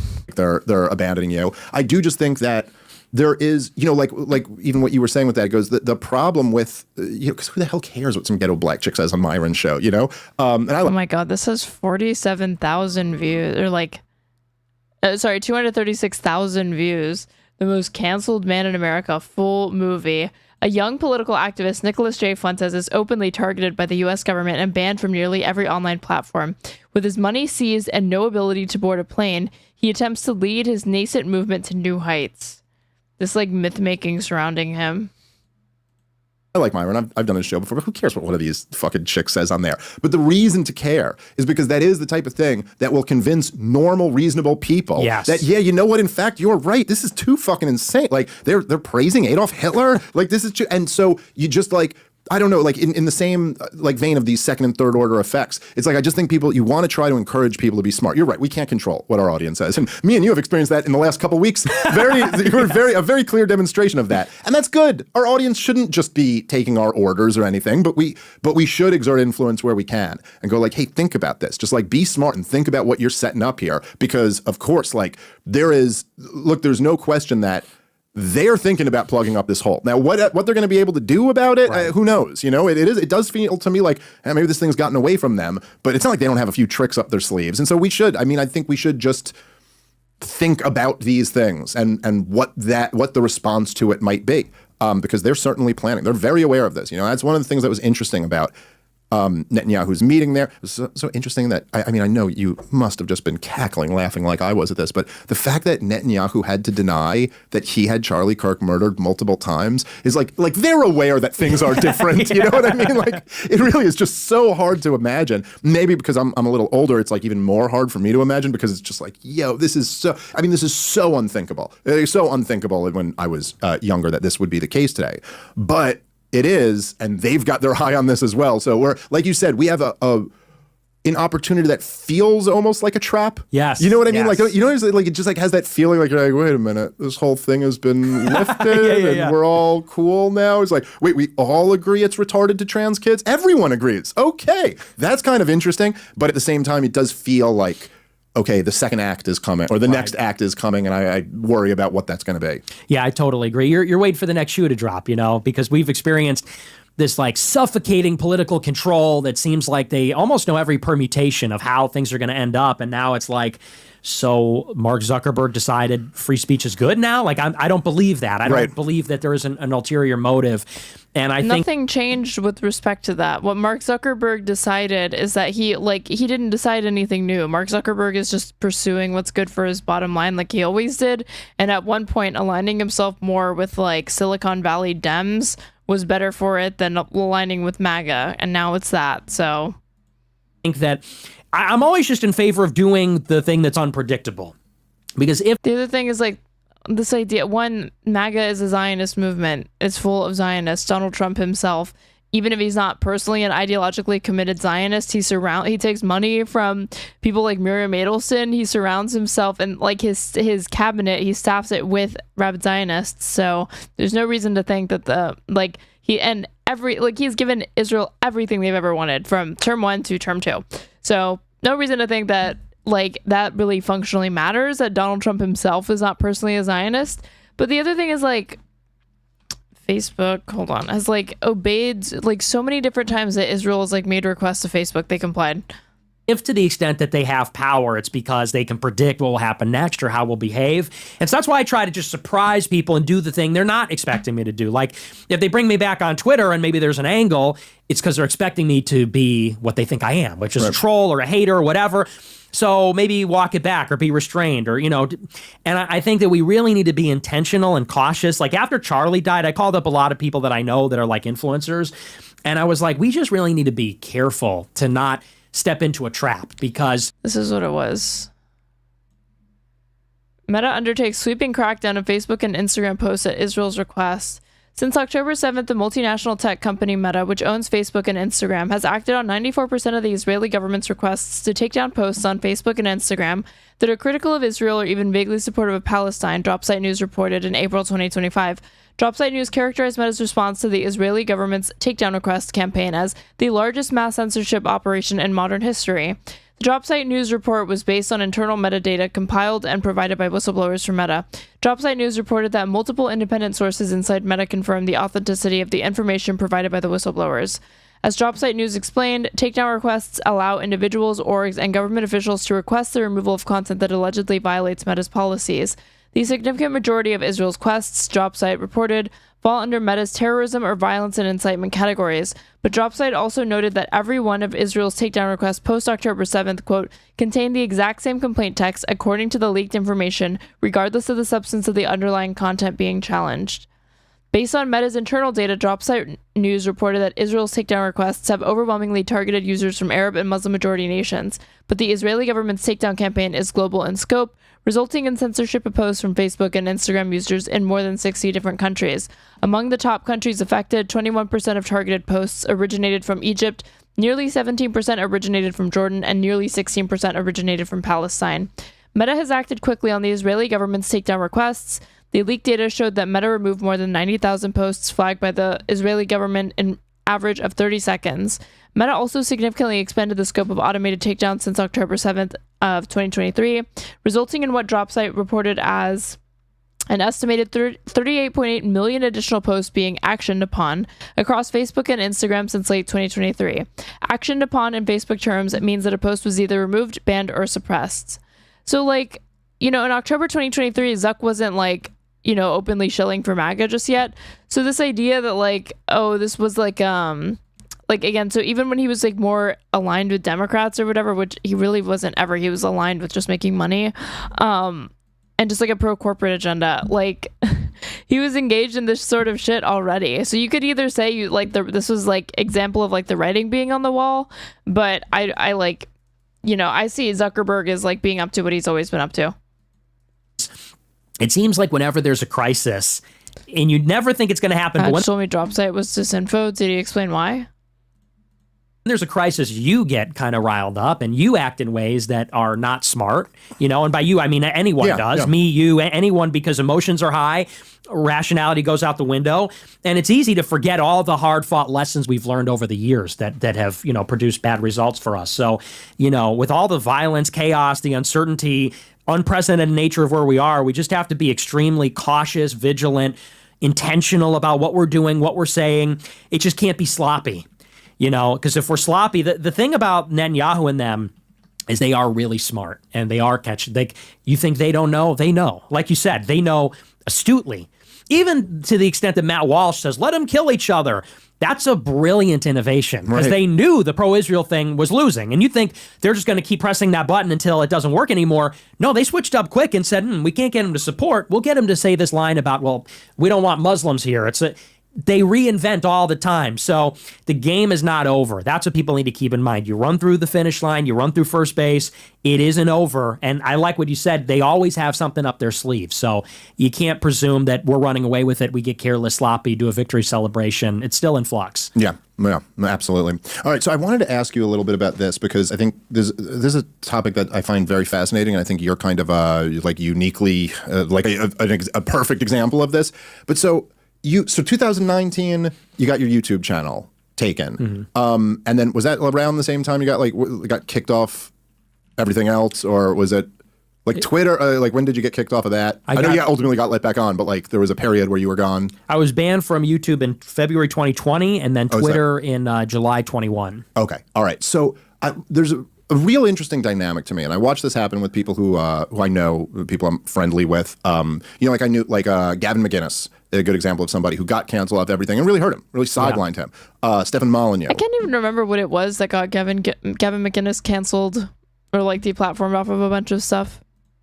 Kicked off everything, really sidelined him. Like it's almost like they're not in the conversation anymore, at least the way that they were. Right. Milo, a great example of that, where he was really seemed like he was about to break through to mainstream success, and they squashed that.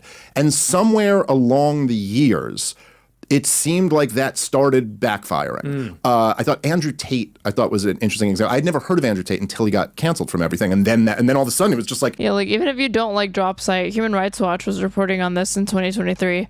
Meta's policies and practices have been silencing voices in support of Palestine and Palestinian human rights on Instagram and Facebook in a wave of heightened censorship of social media amid the hostilities between Israeli forces and Palestinian armed groups that began on October 7, 2023. The systemic online censorship has risen against the backdrop of unprecedented violence, including an estimated 1,200 people killed in Israel, largely in the Hamas-led attack on October 7th, and over 18,000 Palestinians killed as of December 14th, largely as a result of intense Israeli bombardment. Dominating the algorithm, and he was everywhere. Dropsite, they're not the only ones reporting on that. I think you were one of those guys. They just got people to not go on the record because it's probably anonymous sources, but like speak more in depth about how it worked. too. So like even like you got back on Twitter, and I'm sure that helped, but you were already kind of surging before, I think, if I've got that correct. And so was there a period? So you're out there You're still in getting the Hutch debate. It's either tomorrow or Wednesday. Both of us had to reschedule. In the unpersoned world, and was there a time where you were like, I don't even know what the topic is. We're probably going to talk like Ezra Klein, like libs, Dem strategy. oh, this is actually working here in this world? And like, what were you streaming on? I was on Cozy TV, which is my own site. Oh, you just made your own thing. Okay, cool. Yeah. So I was like, I haven't heard of that. But so that was, and did you start getting numbers there? No, I was languishing. It was tough. I mean, the thing about deplatforming is it works. When I got banned from everything, I was not getting great numbers. It was when I got back on Rumble that I got on Rumble in the first place. Rumble seems like it was a big deal in the set because they were the first one who really started doing numbers. Yes. Yeah, and it was a live streaming platform. For a period I was banned from all live streaming platforms from roughly 21 until Rumble I think opened up live streaming to everybody, which maybe was like 2023, right around there. That was the wilderness. I literally could not stream my show unless I made a website, which is very costly and time consuming.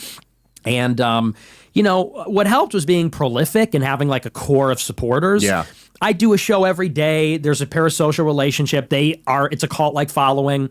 But a lot of these guys, they either stop making content like Molyneux, they upload it. He is aware of the fact that his fucking fan base is insane.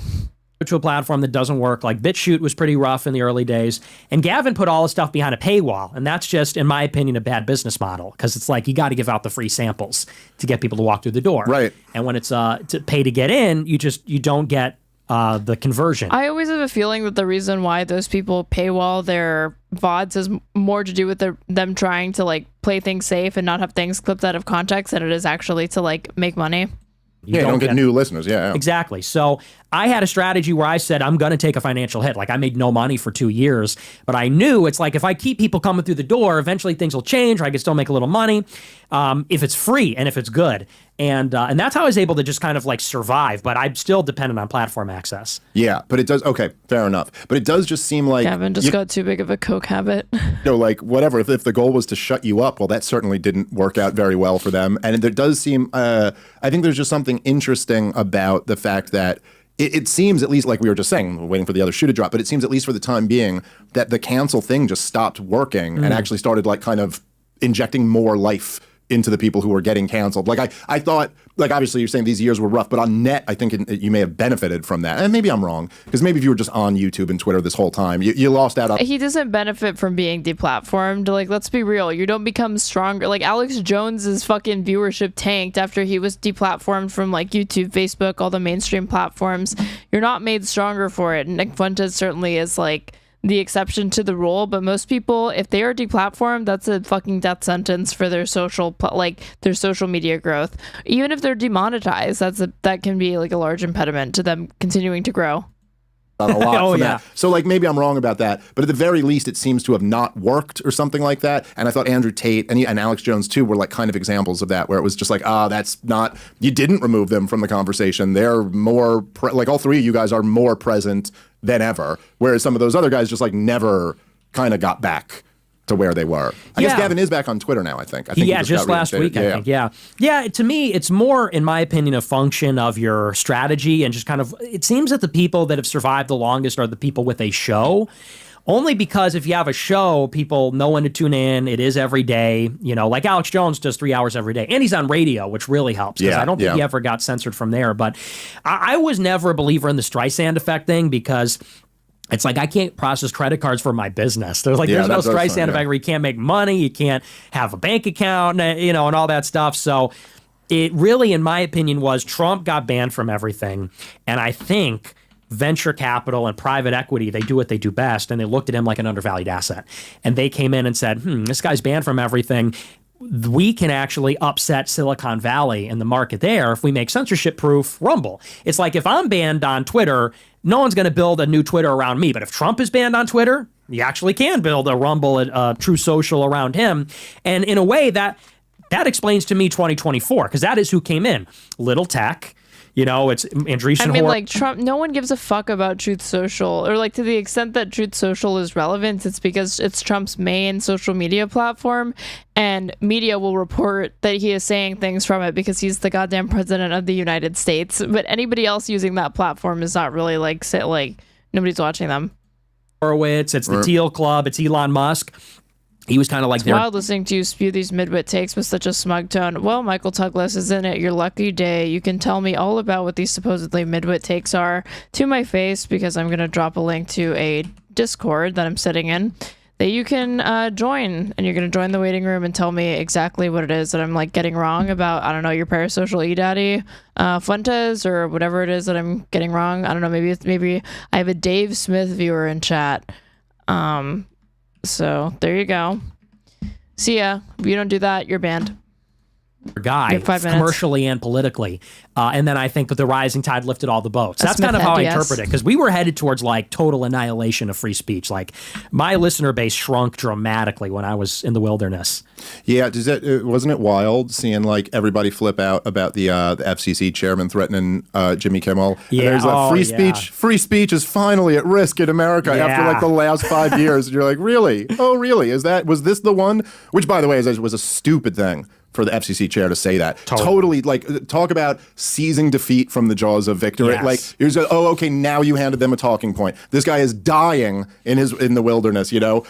This is a couple other things I want to talk about. I want to talk about...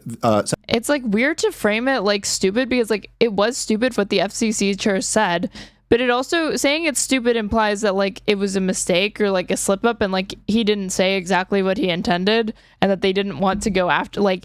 Oh, it's just an accident that they started going after Jimmy Kimmel. Like, yeah, I agree with him that it's, like, so stupid to make someone like Jimmy fucking Kimmel, like, a martyr, because Jimmy Kimmel is not saying anything that's, like, shaking up the status quo or anything really controversial. He's on fucking late night TV show for goddamn, there's no reason to, like, that's exactly what these people want, you know? Like Jimmy, like censoring Jimmy Kimmel or like Rachel Maddow or something like that. It was so stupid, yeah, but like I don't like hearing it come from like a Republican, because they almost make it sound like it's an oopsie, like, and it's not intentional. Censorship, and then I want to hit like Tucker, Candace, and some of that stuff, and but so there. Michael Douglas says, no, please don't. I mean, you're the one who's come into my chat, taking time out of your night to talk shit. So since you're interested in doing that, I'm just asking you to move from my chat to the voice. You can do it in front of these people watching me, since I'm such a midwit, as you put it, and we can just talk about it live. You know, there's just been a lot of questions that are raised over the censorship stuff. And like I said, there's some areas that I struggle with myself, like how exactly I feel. I think I kind of landed about where you were on the Charlie Kirk thing. Like, look, like the government shouldn't be involved. They're not technically inciting violence, but like there really should be consequences for this. There should be some type of social consequences. And in fact, I'm a big believer in social consequences. But what do you think, like, in terms of, you know, I think I heard you say something like, look, the right's in power now. When the left gets back in power, they're going to be censoring people. Mm-hmm. So maybe we should be doing things like that now. But like, what do you mean by that? Or what, like, do you think the FCC chair, I mean, you seem to agree with me when I said that, but like, should the FCC chairman be threatening Jimmy Kimmel and people like that? No, I think that was just tactically dumb. Yeah, but I agree. I do believe that we are in like a war, basically. We are in a... Michael, I bet you sound handsome. We can even turn on the camera if you have a camera. And, you can show everyone, I'm sure, your like lovely side profile. Race, and we know that because, like you said, under Biden, like they were engaging in censorship. It was coming from the press office. It was coming from I don't know how many departments and agencies, but it was quite a few of them that they were giving orders. Take this account, that post, take that down, the OSHA stuff, and they wasted no time in doing that. Like Biden got in, and it was just a whirlwind of J6 censorship, everything you can think of, a naked power grab. And I do believe that if Trump leaves office and a Democrat comes in, they're going to do it again. And so I'm a big believer that the right wing needs to really disempower the left institutionally. Like if they were doing it under a different pretense, I would like what they're doing at Harvard and Columbia. The problem is they're doing it. It's not on behalf of America. Right. Yeah. For some other reason. But it's like, yeah, like we should work to disorganize the left. We should work to go after their radicals like Antifa. We should put the pressure on them hard. We should put the pressure on the far left. We should put the pressure on their funding mechanisms, their stuff, because if we lose, they will. What funding mechanisms? What are you talking about, dude? It's just like, usually they'll just name Soros, so he's not saying Soros. Like, what is he talking about? Like, who is funding Antifa? Do it to us indiscriminately. They have no qualms about it, and they'll be more competent about it, and like then they'll make the country the way they want it to be. So yeah, I'm a big believer in like we should use the levers of power. I don't know about like censoring them on Twitter, let's say, but institutionally, yeah, we should be playing to win. Yeah, I said on my show, and this is, from my particular strain of libertarianism or whatever, but I was like, I basically said the same thing as you. I was like, look, I don't view it as a free speech. What strain is that? He has like a fucking, I swear to God, I've seen this guy put on, he has like a hoodie that's like from like the Heritage Foundation. Like, you're just a traditional, like a typical fucking reactionary conservative. Speech violation, because like Jimmy Kimmel isn't a person anymore. Like, you're a part of the regime. Like once there is, and I know it's a bit of a gray area of where you draw the line when someone, I'm not going to say, hey, you pay your taxes, therefore you're part of the regime. But like, no, when you just become what Jimmy Kimmel is, you're no longer a citizen expressing their views. It just tactically, it was such a blunder. The guy's already died. We're killing him already. Mm-hmm. So like, what do we even, me and you get better numbers than these guys get. So like, why do we need the...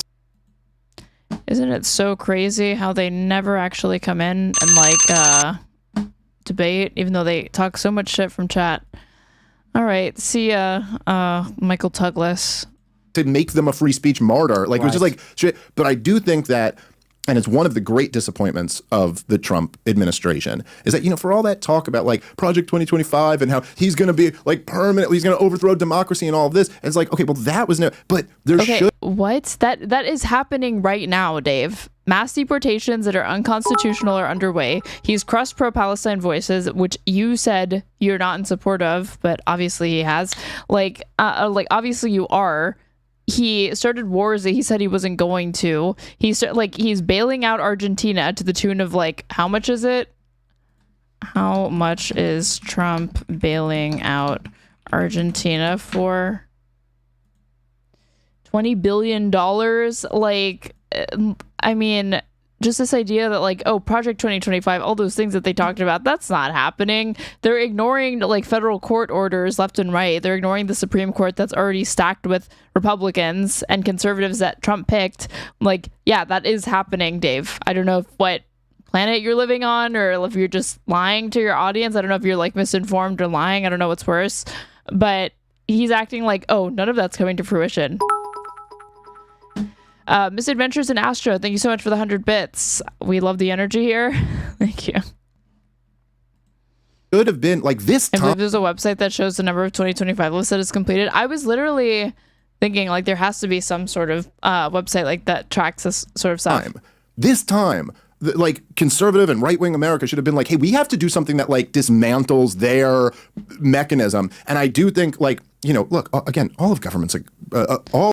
Like this is from literally a day ago. Project 2025. Trump has implemented half of conservative plan tracker. President Donald Trump has enacted nearly half of Project 2025 during his first 9 months in office, according to a tracker. I mean, even if you could, this is an awesome frame to have paused on. Even if you could get him to like admit this, he'd probably be like, yeah, but it's based. During his first 9 months in office, according to a tracker, Newsweek reached out to the White House for comment via email.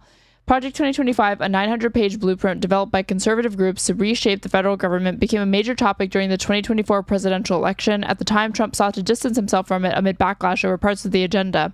But critics have said that many of the policies that of his administration reflect Project 2025, as he touted Office of Management and Budget Director Russ Vaught's ties to the initiative in a Truth Social post last week.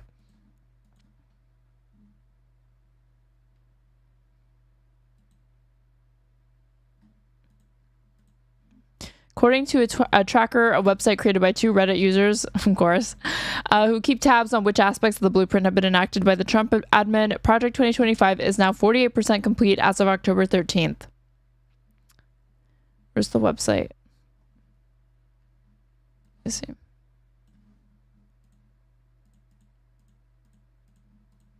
all of college is a government program. The whole thing's a government program. All of it. It's like, yeah, we should be shutting down as much of this stuff as we can. Just destroying it. So I don't really think, and maybe this is where me and you disagree, but I never believe that right-wingers are going to be able to capture and use these institutions. I think bureaucratic institutions are progressive by their very nature. They're egalitarian by their very nature. It's like, but you can smash a lot of it, you know, or at least attempt to, some attempt. I mean, maybe you get struck down by the courts, but like at least try. There seems to be no attempt to even be like, how do we make sure this doesn't happen to our guys next time? Right. And in fact, I think part of that's because Trump doesn't really even view them as his guys. Yeah. Like, you know, Donald Trump, I thought one of them, and you were there on January 6th, so I'm curious to ask you a little bit about that. But I thought one of the most disgusting things I ever saw Donald Trump do was when he threw the January 6th guys under the bus. Yes. Like days after it. What the fuck? He pardoned 1,500. He pardoned all of these fucking people.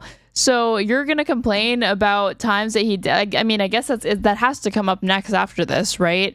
But like, oh, he was mean to them after the fact. But dude, even if he did that, which I'm sure what he's characterizing as throwing under the bus is not that at all. But even if I granted that, I think he did a good job of like reversing that with the whole pardoning every single person that was convicted or like adjacent to it. So I think they're doing fine. Or maybe the day after it even. And okay, ultimately he pardoned them after letting them languish in prison for years. Okay, so you don't get like that much credit from me for that. But like, look, man, I never bought any of all the leftist claims about January 6th were always like hyperbolic insanity. You know, like it wasn't. Okay, like what? Name one.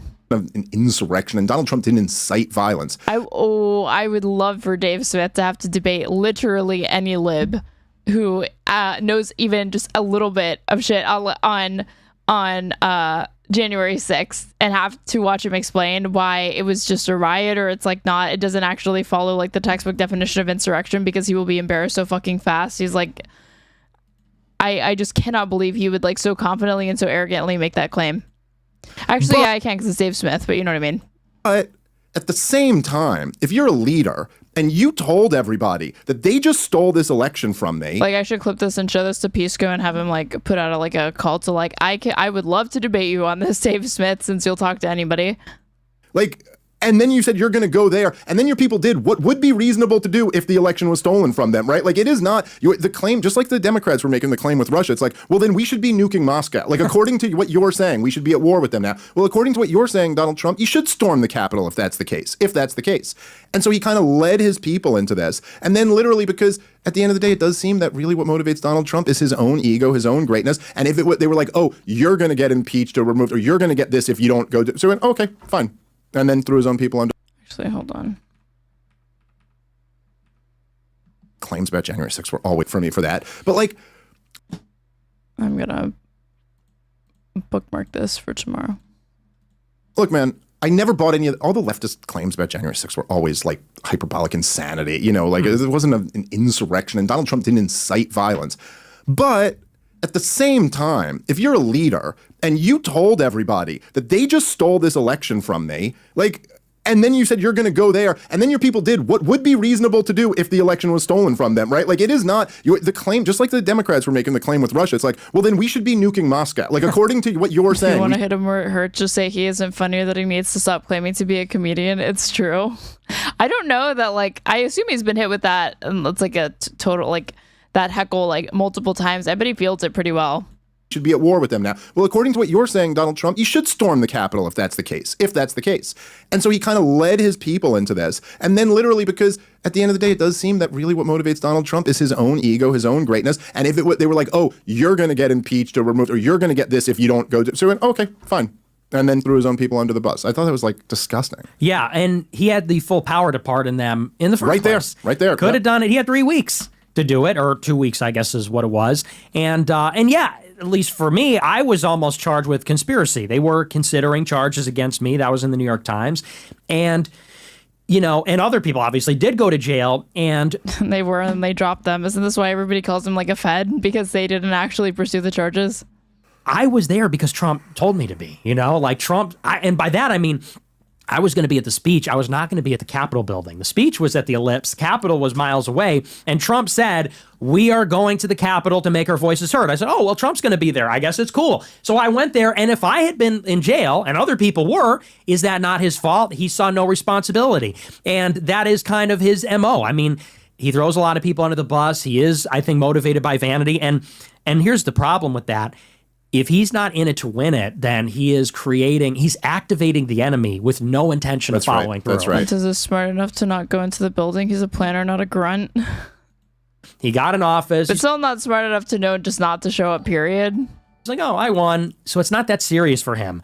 And he can pardon himself when this is all over. And he's rich, so he can go.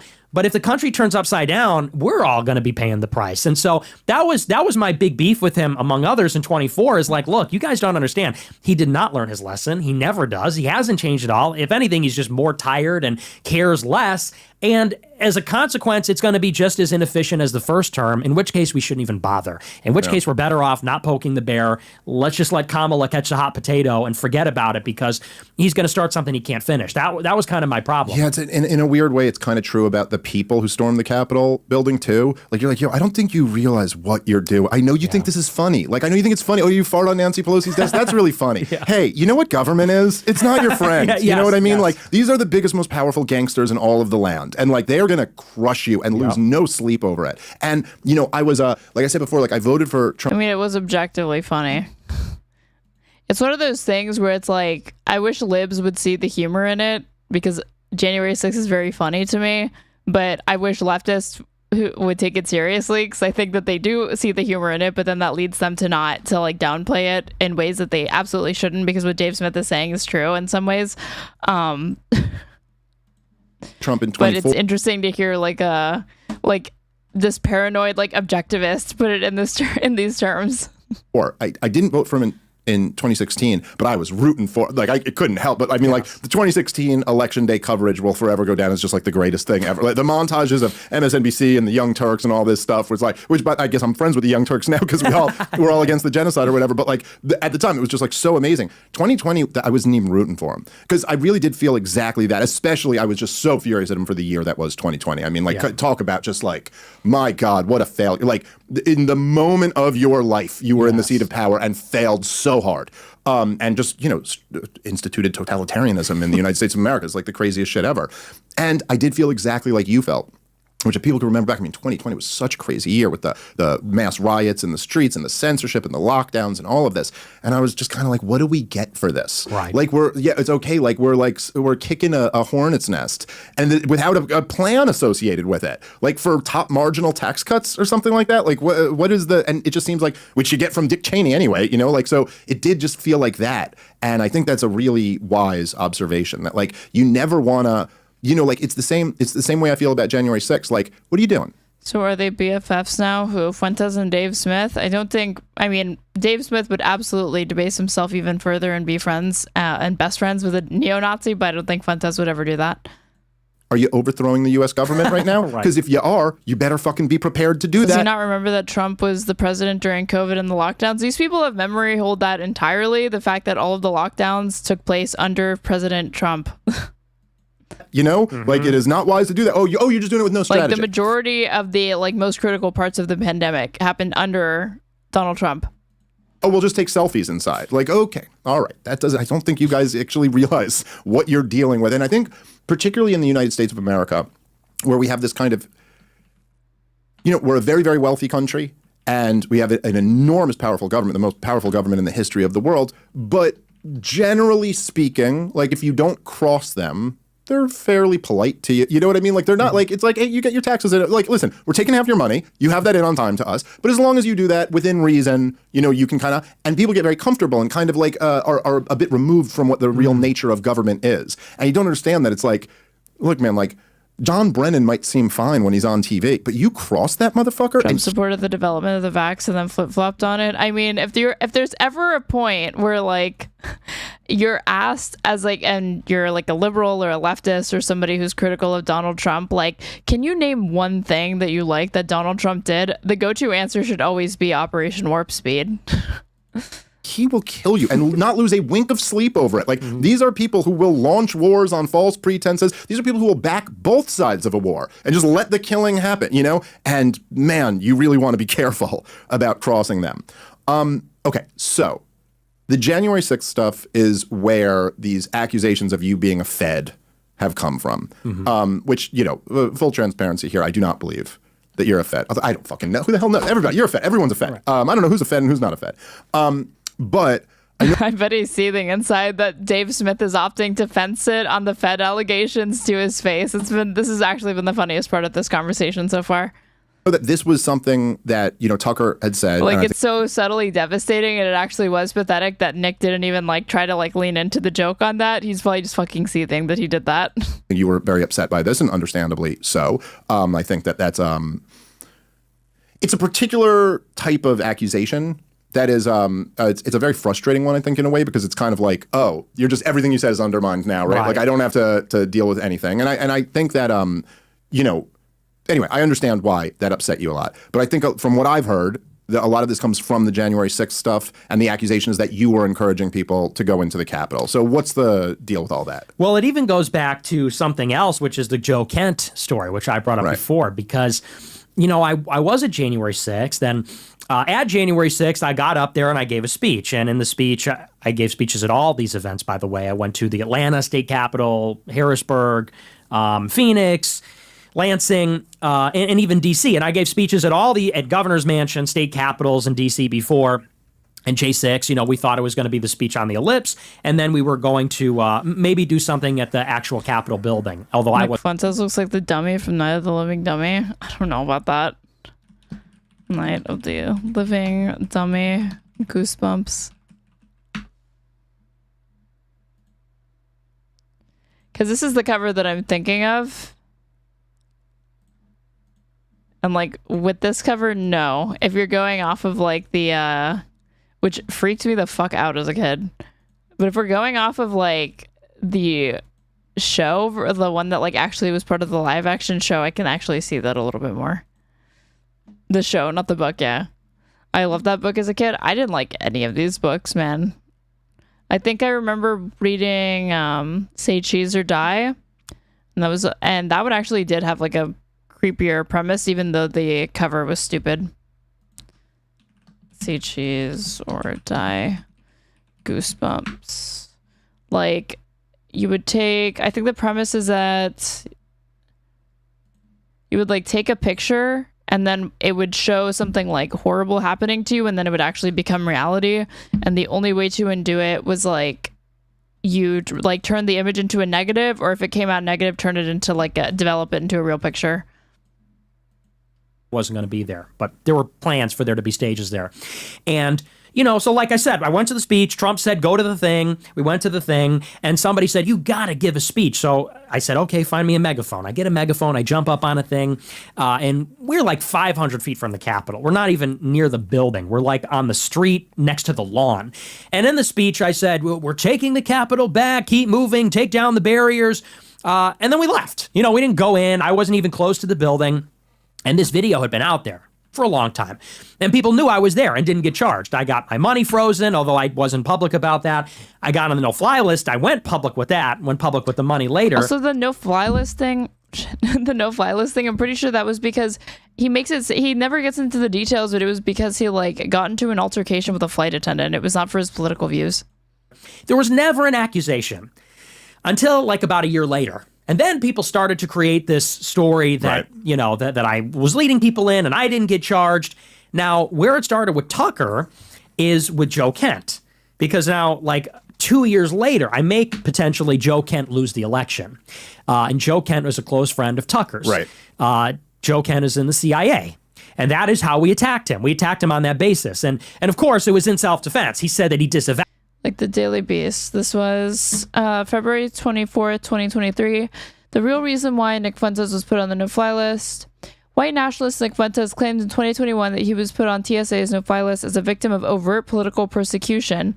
Around the same time, he bragged that the federal government froze one of his bank accounts containing a sum in the six figures range.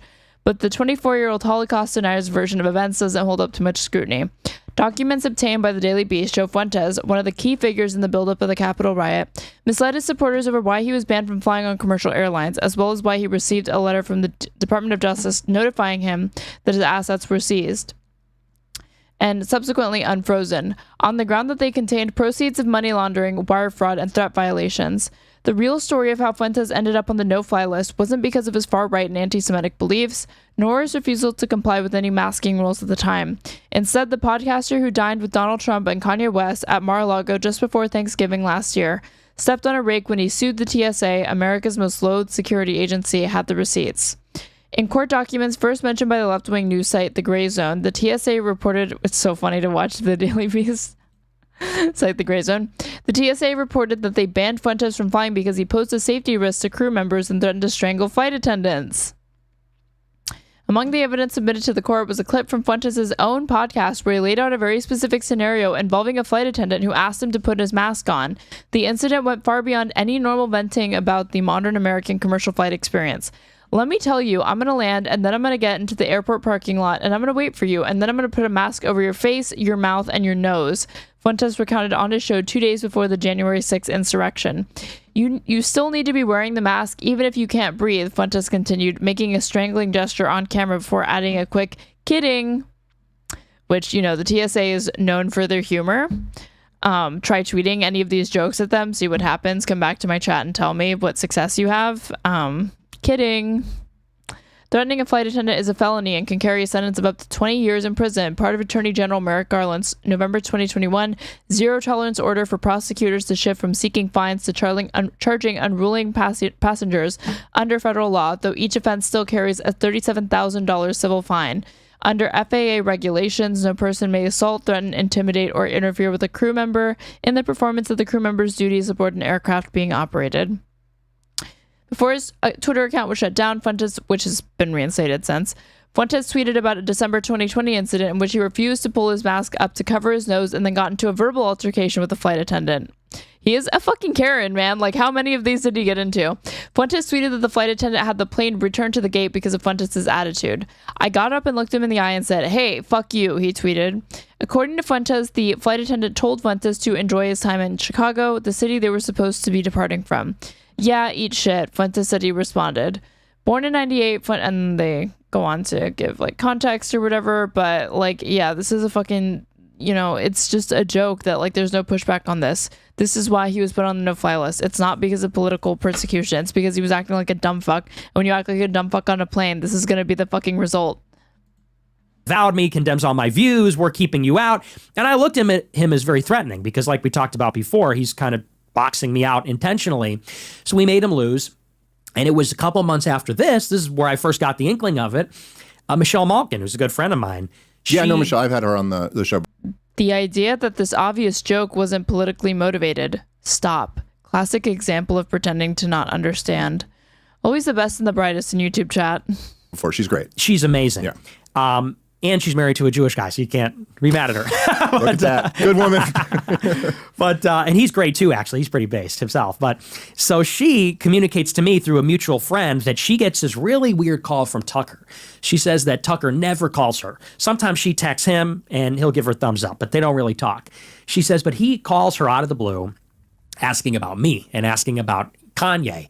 Did Nick make Kanye go crazy? Did Nick try to take Trump out at the Kanye dinner? I don't think anyone can hold you responsible for that. Yeah, you can blame me for a lot, but that's this one rests squarely on the shoulders of Pete Davidson. We all know that. We all know that. You get your family stolen by Pete Davidson, you're going to lash out at the world. You're going to get radicalized. Yeah. But so he's Skeet. calling her asking about all this stuff and about J6. That was the funniest joke that Kanye made post going crazy, is calling Pete Davidson Skeet. And she said it was very strange. Like, it felt like he was reading from a script. He was asking these questions. And she just told me to be on alert. Then I get a call from Anya Parampal, the wife of Max Blumenthal at Gray Zone. They're doing a piece about me. And she asked me about the Capitol. And I tell her the story. I said, I was 500 feet away. I testified. I got subpoenaed by Congress. I said, I testified under oath. I did not talk to law enforcement. She publishes this 3-part hit piece about me saying that I'm basically what Tucker said, that I'm here to make America first look bad, that I'm a Fed, that I made Joe Kent lose. The only reason I made Joe Kent lose is because I'm a Fed trying to whatever. And so I do a big stream reviewing the hit piece and debunking basically the whole thing. Then I get a call from Bryson Gray, the MAGA rapper. Now he's a Christian rapper. He's working for a company called Influenceable. Who's Bryson Gray? His name sounds familiar. Bryson Gray. I shouldn't just type Bryson. Who is this guy? This is a MAGA rapper, apparently. If I play his music, will it be like copyright? Ultra MAGA guy? Bryson Gray. Let's see. I don't know that I can play this without it getting like copyright struck, so. Which they pay in. Claim it, wouldn't he? Isn't it like automatically registered? Wouldn't it tell him that I used it in the video? I mean, like he doesn't, I don't know. Influencers to push social media campaigns. He goes, my wife just got a new campaign from Influenceable. They're paying people money to post the link to this article with the hashtag FedFuentes. And there's like a whole spreadsheet. It said, or a whole like readout. It said the campaign is Fed Fuentes. Post the link to this article and say these things, and you get paid. And someone posted it. This like state representative in New York. I forget his name a long time ago, but he was the only one who had posted it. I put them on blast. Influenceable calls me up. Please stop talking about us.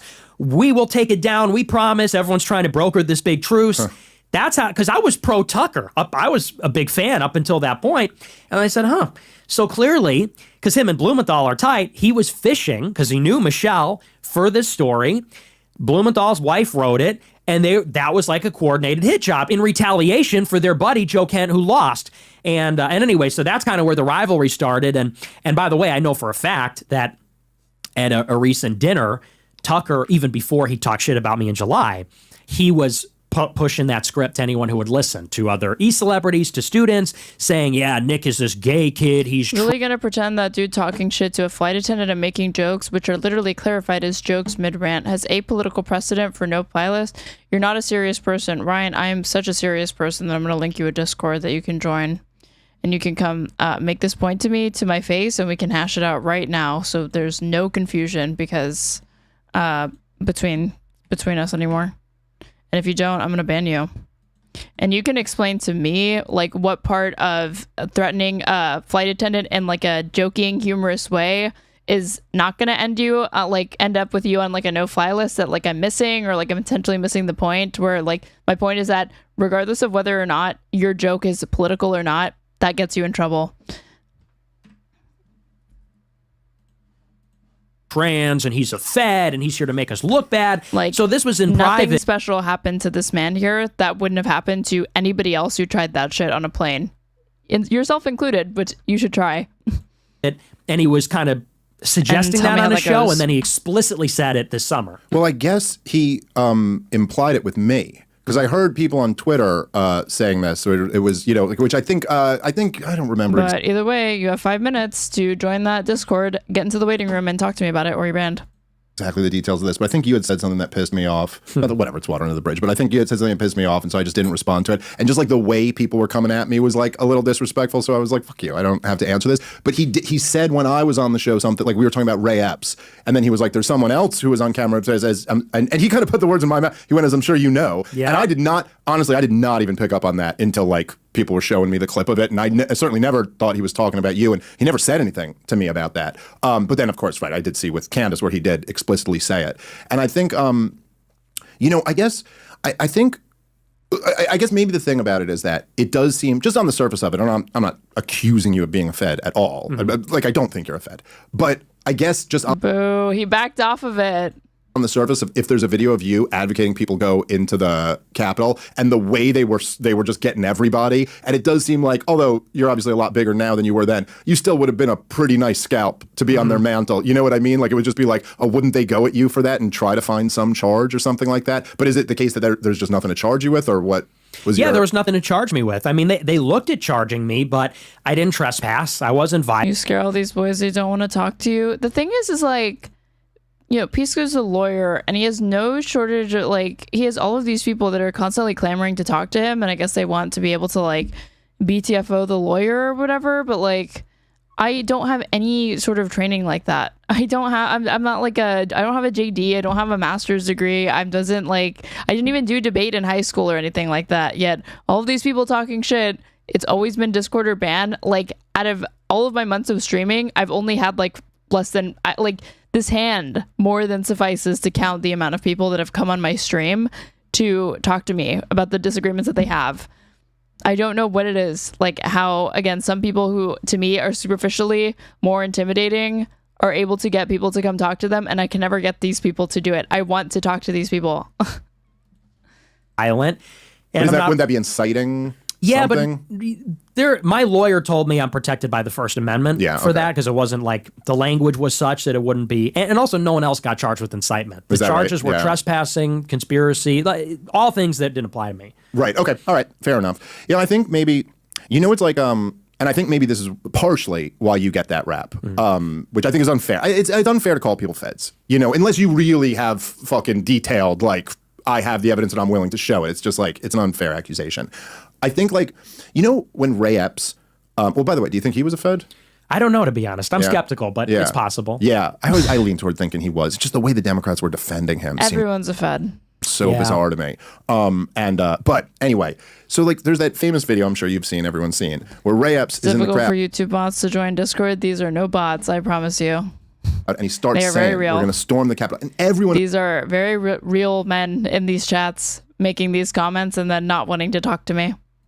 Immediately around him starts screaming Fed. Now in that moment, they have no way of knowing that he's a Fed, but it's just like, dude, that's what Feds do. That's what Feds do. They come in here and do this. And I think the reason why you might get some of that is because in the same sense, I think there's a certain feeling of like when people are opposing Israel and opposing the warfare state, and then someone else goes over and is like, no, and we got to attach that to Nazi shit or something like that. Not that you literally say that. I'm using these terms loosely. But like there's a feel. Be happy you don't have the people who call into Pisco calling in, oh, Ian Weatherford, believe me, every single day. I am grateful for that. Every single day. I'm never not grateful for that. Feeling of almost like that, like just like with Ray Epps going, hey, come on, man, that's what they're trying to cast us as, not as this. And I think the other thing, and I want to preface this because I really do, I am not, look, I'm 15 years your senior and I do the same shit too. So I'm not like, I had, there was one with Dave Ruben recently where Dave Ruben was just talking shit about me on some show. Like it was, I don't know why my name came up. Someone asked him a question and mentioned me. And then he goes, I think Dave Smith's a moron who doesn't know what he's talking about and blah, blah, blah. And so I just publicly challenged him to a debate. Now, truth be told, there's absolutely no way Dave Ruben would ever talk to Dave Smith because he knows that at least on one subject, especially Israel-Palestine, you'd wipe the floor with him. I don't really want to debate Dave Ruben. Who the fuck wants to what is this? I have debated Dave Ruben. Dave Ruben did not like talking to me, and it was not hard to, he called me a loser the second that I asked him, will you debate Sam Cedar for the second time? It's just I don't know, we're in this game, and what do you do when someone who has millions of followers is saying, I'm a moron and I don't know what I'm talking about? You're weaponizing your audience against me, and I only have one tool in my toolkit, which is I'll debate you. I can't fist fight you, so it's okay, so let's have a debate and we'll see who's a fucking moron. And now I weaponize the audience back against you. And oh, look. Right, just as it ended, we've got a response from YouTube chat from Ryan. What are you saying? Just hopped in to hear if you had something to say. I clarified this. Not interested in a chick doubling down on jokes equals no fly list precedent. I'm sure you're a nice person. Ban away, ma'am. Oh, okay. Now I'm what is this compliment at the end? I'm a nice person or whatever. I was just doing this, this small dog shit. Give me a fucking break. You came into the stream. You started talking shit. I pushed back on you and I said, oh, come say it to my face. You suddenly have no interest in hashing out this disagreement, even though you had all the time in the world to sit in my chat and be talking shit from the sidelines. Give me a fucking break. So yeah, I will gladly ban you. But what a fucking joke to be I'm just trying to I just wanted to check out your stream and see what you had to say. Come on. And he accepted, but then refused to ever. He's a bunch of people have reached out. Patrick Bet David tried to set it up. Charlie Kirk actually tried to set it up. It was supposed. Charlie Kirk wanted me to come debate, and I said, "How about Dave Ruben?" Because I know he lives in Florida, and it was right when we were talking our shit. And then he was like, "No answer from both of them." But so I get if someone attacks you, you feel the need to attack them back. It's kind of the game we're in. I do think though when you're it leads easy to the perception when you're kind of attacking me, attacking Tucker, attacking Candace. You go, well, what purpose are you really serving here? Mm-hmm. Another one bites the dust. Thank you for the bits, Misadventures and Astro. Vadim, what's up? What was Ruben like after I'm assuming it's Vadim on a second channel, but I could be wrong. What was Ruben like after the show was over? Oh, he was weird. I went to go say goodbye to the hosts and stuff like that. And Dave Ruben was like avoiding eye contact with me. Like he didn't want to like continue speaking to me. And I went to go say goodbye to like Adam Sosnick, to Amy, I think like was also on that panel. And then I like went up to him, and before I could even like say anything, he just goes, "Oh, you're still thirsty, huh?" Dave Ruben is like a gay man who's married with adopted kids. I don't even know why he said that to me. I think I like put my hand out to like shake his goodbye, and he made that comment to me. So that was what he was like afterward. And then Adam was like he was like, "Oh, like she wants to like say goodbye." I was like, "I'm just trying to say goodbye," or something like that. And he was like, "No, I'm good." And he like wouldn't do it. And Adam was like, "What?" And then he was like, "I'll give you a hug." And then Adam Sosnick hugged me. So that's how that experience went. It was weird. You know what I'm saying? And it's like, it seems like Ruben bisexual arc. I have no idea why that happened. It was weird as fuck. Voice that's critical of Israel. You know what I'm saying? Like you're going after, and then it does make people say like, do you get the point I'm making? It goes like, okay, so what? Number one, you're saying we got to attach all this toxic baggage to our opposition of Israel, and then number two, anytime there's a critic of Israel who's resonating, it seems like you're trying to take him down a peg. You get what I'm saying? I do. Does Dave come off as desperately wanting to be seen as cool to Nick and his fans? I mean, that's what all of this is like, I'm so cool that I'm a Jewish guy that'll sit down with a neo-Nazi and have a reasonable conversation. Like, very good job, Dave. You're so cool. Thank you very much. And from the outside looking in, I get it. But I would say that with Tucker, it started before all that. It started before he was ever criticizing Israel. This was in 2023, at the beginning of 2023. Before October 7th. And, you know, Tucker never said anything negative about Israel up to that point, with the exception of one thing he did about the ADL. He was bisexual just for you. Maybe he's super straight, but what super straight means for Dave Ruben, it's a very specific type of sexuality where you only make an exception for me, and it's not true attraction, so you can like sexually harass me. As if I don't know that you're gay, as if everybody doesn't know that you're gay, so... And, you know, same thing with Candace. I mean, I supported Candace like I supported Tucker to the hilt. I had an account called Candace Owens. I stan Candace Owens. And we were like gassing her up during the whole thing. Candace Owens. And all I ever said about Candace is that it felt like she was kind of blowing smoke up my ass about why she wouldn't do the show with me. And I didn't like that, you know, after she gets all this clout, she's clouded up. She then starts saying it's the Frankists. It's the Frankist. And I said, yeah, that's not true. Like, that's nonsense. And even this year, she invites me on her show, and I ask her, I said, well, is it going to be a hit piece? She goes, no, I don't set anybody up. I get all dressed up. I fly down there, look into, you know, she extended the olive branch, I accept, and she's motherfucking me about drama from a year ago about you. I mean, has Candace Owens really ever set anybody up for a conversation that she's had? Correct me if I'm wrong. I'm not caught up to date on my Candace Owens lore. There are right-wingers who I do know their lore, and she is not one of them. I've seen her have, like, even though I don't like Candace Owens, I've seen her have, like, people that were adversarial to her come on the show, and she had an open conversation with them.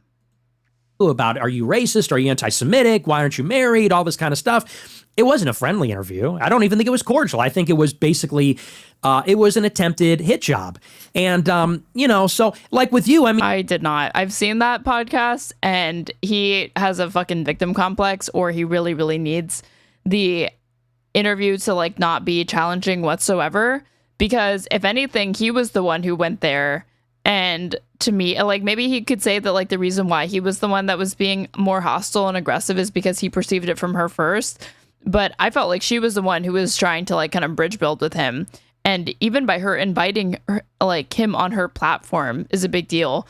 So I didn't get that vibe from it. I know that he didn't like what she had to say, but it did not come up like it was a fucking setup to me. I mean, look, we have disagreements, and here we are talking about him. And I think I said during my show, like, I like you and I respect you, but I also speak freely. And if I disagree, I say something. And, you know, these other people got to recognize. But you didn't just, like, disagree with an idea that Dave Smith had. You said, like, he's constitutionally incapable of holding certain ideas in his head because he's, like, a Jewish person. Guys like Tucker and Candace, they're more powerful than me. They have institutional backing. Tucker is from Fox. Candace is from Daily Wire. They never got censored from anything.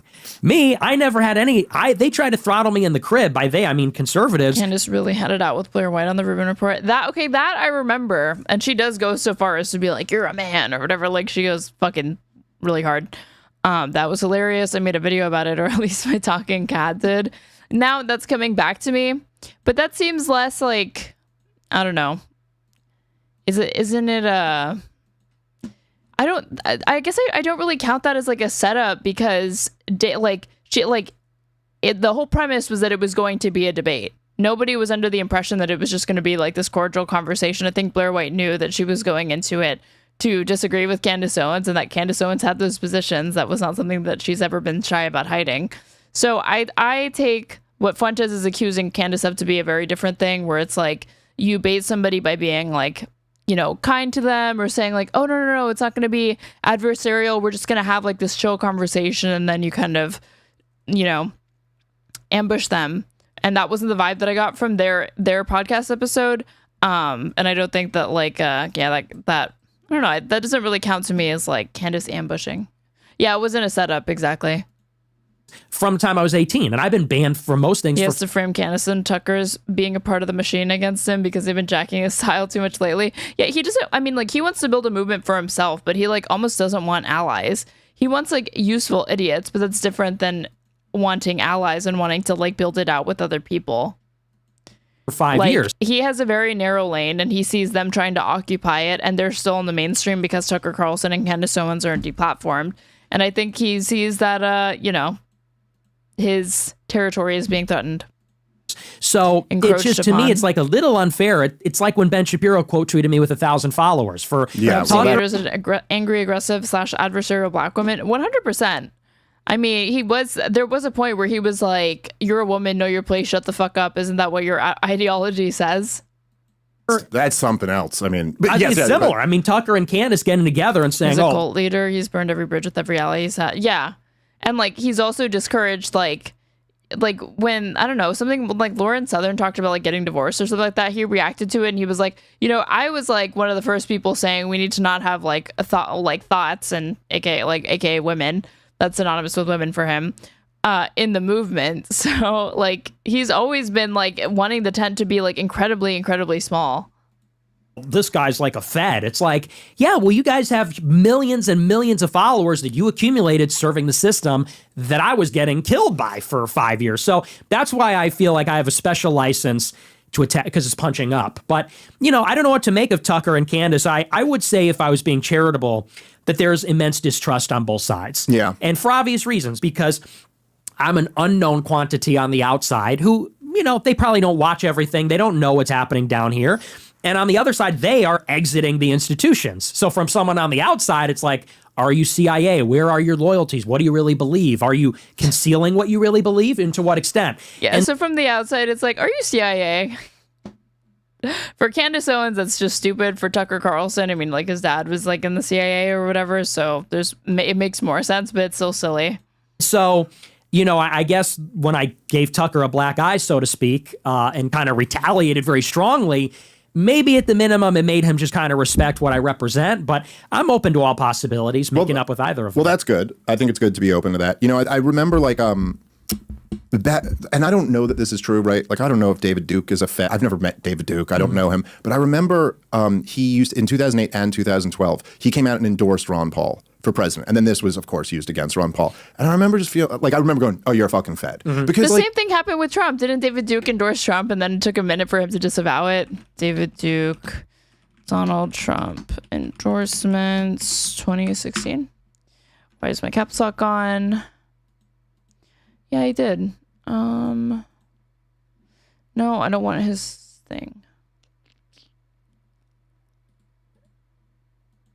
I think he refused to do it. Yeah, presidential candidate Trump on endorsements. Candidate was asked if he would repudiate an endorsement by David Duke, former leader of the KKK. I want to ask you about the Anti-Defamation League, which this week called on you to publicly condemn unequivocally the racism of former KKK Grand Wizard David Duke, who recently said that voting against you at this point would be treason to your heritage. Will you unequivocally condemn David Duke and say that you don't want his vote or that of other white supremacists in this election? Well, just so you understand, I don't know anything about David Duke, okay? I don't know anything about what you're even talking about with white supremacy or white supremacists. So I don't know. I mean, I don't know, did he endorse me or what's going on? Because, you know, I know nothing about David Duke. I know nothing about white supremacists. And so you're asking me a question that I'm supposed to be talking about people that I know nothing about. But I guess the question from the Anti-Defamation League is, even if you don't know about their endorsement, there are these groups and individuals endorsing you. Would you just say unequivocally you condemn them and you don't want their support? Well, I have to look at the group. I mean, I don't know what group you're talking about. You wouldn't want me to condemn a group that I know nothing. Why don't people pivot to this more often when they think that they have like a big gotcha with the fact that, like, again, Trump was like the very fine people on both sides. Hold on, Snopes fact check. Donald Trump, fine people, both sides. Like, Adam and Sitch are really big on this point. Like, no, Donald Trump did not call neo-Nazis and white supremacists very fine people.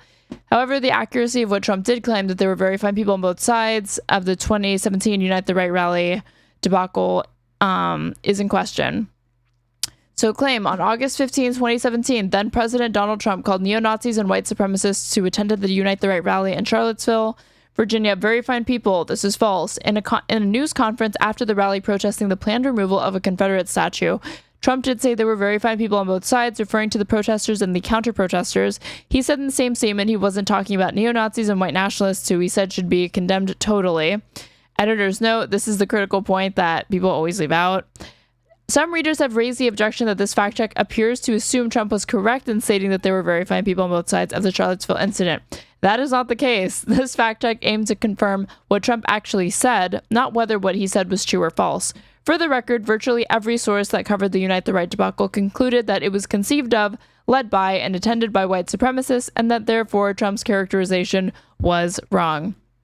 So Adam and Sitch are really, really big, and other people too, as like seeing this as a form of like media manipulation against Trump, because so many people got the impression that he called them like very fine people. But it's like, if you say there's very fine people on both sides, but then you carve out this like weak exception for like, well, except those people, it's like, who was on the side of the Unite the Right rally that wasn't a white supremacist? So it's a toothless, disavowal to me. But then, even if they have an issue with this, bring it back to this, the fact that he was playing stupid about who David Duke was and was refusing to say, I'm not going to accept the endorsement from these sorts of groups. About. I have to look. If you would send me a list of the groups, I will. The counter-protesters were all Nazis and Confederates, so give me a fucking break. Yeah.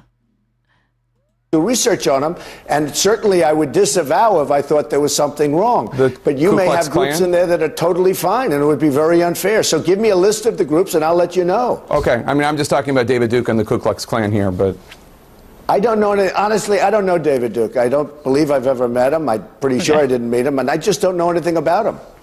Could you imagine if Joe Biden had... Okay. Could you imagine if Joe Biden gave that sort of answer, like when Joe Biden got disavows Richard Spencer endorsement, like he actually took time out of his day to forcibly disavow Richard Spencer endorsing him. This is more like Fed behavior, honestly. Absolutely repugnant. Biden's campaign forcefully disavows an endorsement from neo-Nazi Richard Spencer. I mean, Biden was literally, has stated multiple times, he was motivated to run in the 2019-2020 primary because of Charlottesville. Richard Spencer, prominent neo-Nazi who coined the term alt-right, said over the weekend he would vote for Joe Biden in the November election. I plan to vote for Biden in a straight Democratic ticket, Spencer tweeted on Sunday. It's not based on accelerationism or anything. The liberals are clearly more competent people. He's also said things like they're pro-choice, and being pro-choice means that like more black people will get abortions, so there's less black babies in the world. Like he has his own weird justification for it. Biden's campaign forcefully disavowed Spencer's endorsement shortly after, describing him as part of the vile forces of hate who have come crawling out from under rocks in the U.S. Andrew Bates, the rapid response director for Biden's campaign, tweeted that what Spencer stands for is absolutely repugnant, adding, "Your support is 10,000% unwelcome here." Like, just could you imagine if there was a clip of Biden being like, I don't know David Duke. I don't know the KKK, you guys. Like, if you're not fed, then fucking don't endorse Ron Paul. Like, what are you doing? Do you hate him? Like, this would only make sense. Kind of weird he even mentioned accelerationism because he was preempting criticism because it's like insane for him, given like how how hard he was for Trump to like pivot to Biden in 2020. And so I think there's just something, and I'm saying like, seen the video of Biden giving a eulogy for segregationist Senator Strom Thurmond? No, I have not, and I'm sure it is every bit as terrible as it sounds. From the perspective of Tucker Carlson, who is in a different generation and a different time and a different, I think there might be something of that where it's like, dude, this looks, you know what I'm saying? Like, to me, like that. I also think, and this is something I've struggled. What Trump said about fine people on both sides was actually worse as he was interviewed over several days. He seemed to eventually be saying that the counter protesters were even worse and more violent. I'll have to look into this stuff. I mean, like, you pull on one thread and you just find even more like worse stuff when it comes to Trump. With myself, maybe like a little bit of imposter syndrome or something, or just the fact that guys like me and you, it's a little bit weird when you're kind of like, you know, like you're grinding and you're doing your job. You're doing what you do. We do shows. And then like you kind of look up all of a sudden and you're like, oh, I'm like kind of up here in this. You know what I mean? Like there's a lot of like people who are doing shows who aren't like, and I think that, you know, like I had this when I was debating Alex Berenson, who just is fucking horrible. And I probably never should have done that. I got sucked at this. I'm embarrassed by it, you know. But I mean, you know, whatever. It's just, it's like the same thing I think you have sometimes. Like, where it's like, there's got to be a price tag to this. Like, you can't be allowed to just shit talk me like this, you know, like, especially when, and for whatever reason, maybe there's something about me, my personality, but I'm much more offended by someone calling me a Holocaust denier than I am by someone being a Holocaust denier, if that makes sense. Because it's just like a fucking dirty trick to try to get me with. And there is because of your massive ego, of course you're more offended by like a baseless accusation that's like, you know, a slight against you or the image you try to cultivate, as opposed to genuine hate being propagated in the world. That's all that tells me, and that's not surprising whatsoever from a guy who seems as vapid and self-obsessed as Dave Smith. I mean, we didn't get it. We could talk a little about the Holocaust if you want before we end, but like there isn't like, I do believe the Holocaust happened. So cursed. We can talk all about the Holocaust right before we end. What? I do have family who What is there to talk about with this guy? In it. I also, like I said before, don't believe that that should be like, that suffering should be imposed on everybody else. And I don't think it makes sense that everyone ought to be going to our museum or something. Like, I find that to be weird. But to claim that I'm denying. Who is saying this, though? Who is saying that all people need to go to like a Holocaust museum? That is like a real fucked up thing. And in my mind, I was like, you work for the New York Times, dude. You pinned this to your Twitter, like this accusation of me. But then I kind of noticed as we were debating that, like, in my mind, I'm like, dude, you're the fucking New York Times guy. I'm some comedian. Right. And he's like, dude, you're Dave Smith. I'm just Alex Berenson. Like, he kind of had that. Yeah. Like, he didn't exactly say that, but I almost started to realize that it's like, oh yeah, I guess I kind of gotta like recalibrate in a way. And I would just suggest, just humbly suggest that, like, while you view it as like Tucker and Candace are up here and I'm just this guy down here, even the guys at the top, as I've gotten to meet them, they're also just people. And they also just like, even that when you're talking shit on your live stream, you're like, I don't know, I'm a fucking kid in my basement talking shit on my live stream, but actually, like, maybe they heard some of that shit, you know, and like actually, and they look at it much more of like a parody relationship. Like, I know, like, I mean, they definitely did. I don't think it's even a question as to whether or not Tucker Carlson and Candace Owens haven't been shown exactly what Fuentes has said about them. They just played dumb when he's like, if they've ever, when she interacted with him, she just played dumb about like, oh, I don't know anything about you, but I'm sure she knew. I just know that you, and I don't, this is nothing that Tucker ever told me. I'm literally just speculating. But like, you went at Tucker pretty hard. I remember after the 2020 election. Yeah. When he was basically saying, I have not seen any evidence that this thing was stolen. And to be fair, like, you know, you went at him in a pretty harsh way. And so I'm just saying things like that. Like, I think guys like me and you often feel like, well, who the fuck am I? I'm just some guy talking shit. Whereas like people see more than you think and they are aware of it. Yeah. Just saying. Well, and I get that. But with Tucker in particular, the Fed, if he came out and said, do you think Holocaust museums have gift shops with merch? Oh, I just love my conservative chatters, you guys. Always the best contributions. that I don't like that kid, that's different than saying he's a Fed. Agreed. And he said, I know that. And it's like, but I'm me, and I know that's not true. So how can you know something that's not true? Like, And people don't have to believe me, but I know what I know, and Tucker knows what he knows. And I've been accused of being a Fed by several people, that I'm here to ruin libertarianism and here to do all this. It's an amusement. And of course, I've been accused of being on Qatar's payroll. Libertarianism being libertarianism does that all on its own. Which is like, when do they start sending the money? I have no idea. I'm doing everything. Like, I mean, come on, guys. So yeah, no, I get, look, and obviously that's license for you to respond, more than license for you to respond. So I understand that. I couldn't, like, obviously I love Tucker and I love Candace. They've just both been very good to me, but I could never tell you like, oh, you shouldn't go back. And then in fact, as I was watching it, I was like, well, Nick Fuentes is gonna go to work here, because also like that's kind of, you know, you're brawling with a brawler if you try to do that. And so obviously I understand that was going to be the response. I guess from my perspective, because like even what you're saying with Candace with the Frankists and stuff, like, you know, or the Brigitte Macron stuff, you know, like with a lot of this stuff, I try to be somewhat fair. Like, I try not just to dismiss a conspiracy because it sounds crazy, because like, hey, I know there's lots of crazy conspiracies that are in fact true, but at the same time, like I said, we have to give, like, okay, why do we have to give their like any weight to Candace Owens' completely baseless claim that this person is a man? And it's not just this person. This is like the first fucking lady of like France or whatever. If she has no evidence, there's no reason to take it seriously. Like anybody who asserts any claim that's asserted without evidence, especially an extraordinary one, you can dismiss without evidence. I don't know why you would. We don't need to entertain every single stupid idea. Before, it's like I'm just always 10 books behind. I'm always there's people I love reading them who have just put out books I still haven't gotten to. Like I still haven't read Jim Bovar's new book, and I want to, but it's just so much shit to fuck around. And you're like, I can't even follow you down this conspiracy rabbit hole to debunk it. You know what I mean? Like I just can't. But I would say that, you know, me personally, I would have rather Frankist. This is some like, I was just about to look it up. This is something that like Candace Owens is like accusing them of. Does it mean like Francoist? And this was just the like, chick like who Catholic fascist or whatever. I like have no idea what you're talking about. worked at Daily Wire and was like, I cannot support the slaughter of innocent people. Like I loved that she was like, I just had a baby and I'm sorry, I'm not going to support this shit. I thought it was so, and to have a Daily Wire employee take that stance at the Daily Wire, and then to find out that in fact feelings do care about your facts, you know, and that she got, like, I just thought that was so valuable. And Tucker Carlson, to me, I mean, it's, and I think you could appreciate this too, right? If you just like remove yourself from it in your personal issue, it's like, dude, our Bill O'Reilly is Tucker Carlson. That is so fucking awesome. Like that is so much better than having Bill O'Reilly. You know what I mean? And so like, I think you would grant that, like, that's fucking awesome. Like it is, they are important voices. I would just hope you. What is this? Frank, a member of one of the Germanic tribes of the Rhine region in the early Christian era, especially one of the Salian Franks who conquered Gaul about AD 500 and established an extensive empire that reached its greatest power in 9th century. Is this what this is referring to?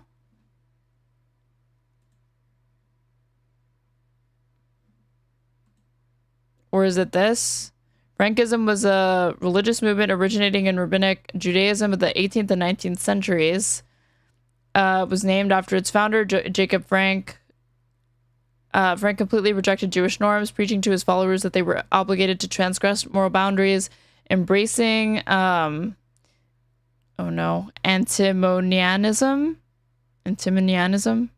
The Frankists engaged in incest, orgies, and sex rituals, such as the infamous 1756 incident in Landskrona, where they were allegedly caught dancing around a half-naked woman, symbolizing the Shekinah.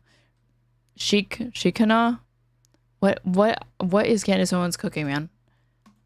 You would kind of, like all of us have to do to some degree, is like try our best to remove our own personal thing. Like you slighted me and go, look, what are we trying to do here? I certainly think, as I was saying with the Jordan Peterson thing before, and I said this on a podcast at Ron Paul's birthday party, someone was. Oh, what is this? Candace Owens, anything happens to me, blame the Zionists. It's from August 18, 2024. Yesterday, in an X live stream, former Daily Wire host Candace Owens ranted about a cult of pedophiles which she claimed founded the nation of Israel and murdered European Christians during Passover. Owens also told viewers that if she's killed, they should blame the Zionists. During her unhinged tirade, Owens said that Frankists, followers of Jacob Frank, whom the Forward called an obscure 18th century Jewish apostate, masquerade as Jews while committing a litany of crimes from ritual murders to pedophilia. So this is like blood libel shit, no? According to Owens, Leo Frank, the Jewish factory superintendent who was convicted and lynched for the 1913 rape, and murder of 13-year-old Mary Fagan wasn't just a Frankist himself, but was related to Jacob Frank. She claimed that Fagan's murder was part of a sexual ritual that was meant to coincide with Passover. Oh, I've looked into this before. She's like propagated this conspiracy theory that this person who is like actually like found guilty, but he was not actually guilty or whatever, like should have been found guilty. Bizarre. Was interviewing me. Clint Russell was asking me about this. Like reviving and like exhuming like ancient forms of anti-Semitism to make her point. It's insane. And I said, like, about you, I was like, look, Douglas Murray might think I shouldn't be on big shows. And like other people might think you shouldn't be on big shows. But you know what? You're here.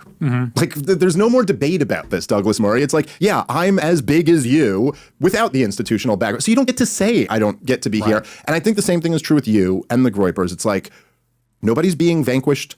We're all here. And in fact, what needs to happen is not vanquishing people, but incorporating. And I think that Tucker and Candace and people like that, like, I just think all these voices are so important. And you know what I mean? I hope you would like kind of think about that. And I do. And I grant that on my show even throughout these feuds, I've said they're both important and they're pushing people in the right direction. But I think it's totally the opposite. I think that, you know, like with Candace in particular, she brought me out under false pretenses and then tried to vanquish me. I think that's what that was, or that was a way of putting me down or something, because I had just had my biggest show ever in the middle of the war. She invites me out the next day, and her whole show is, you hate Jews for being Jewish. You're a real racist.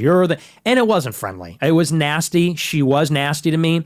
It sounds like channeling Trump right here. And afterwards, she wouldn't let it go.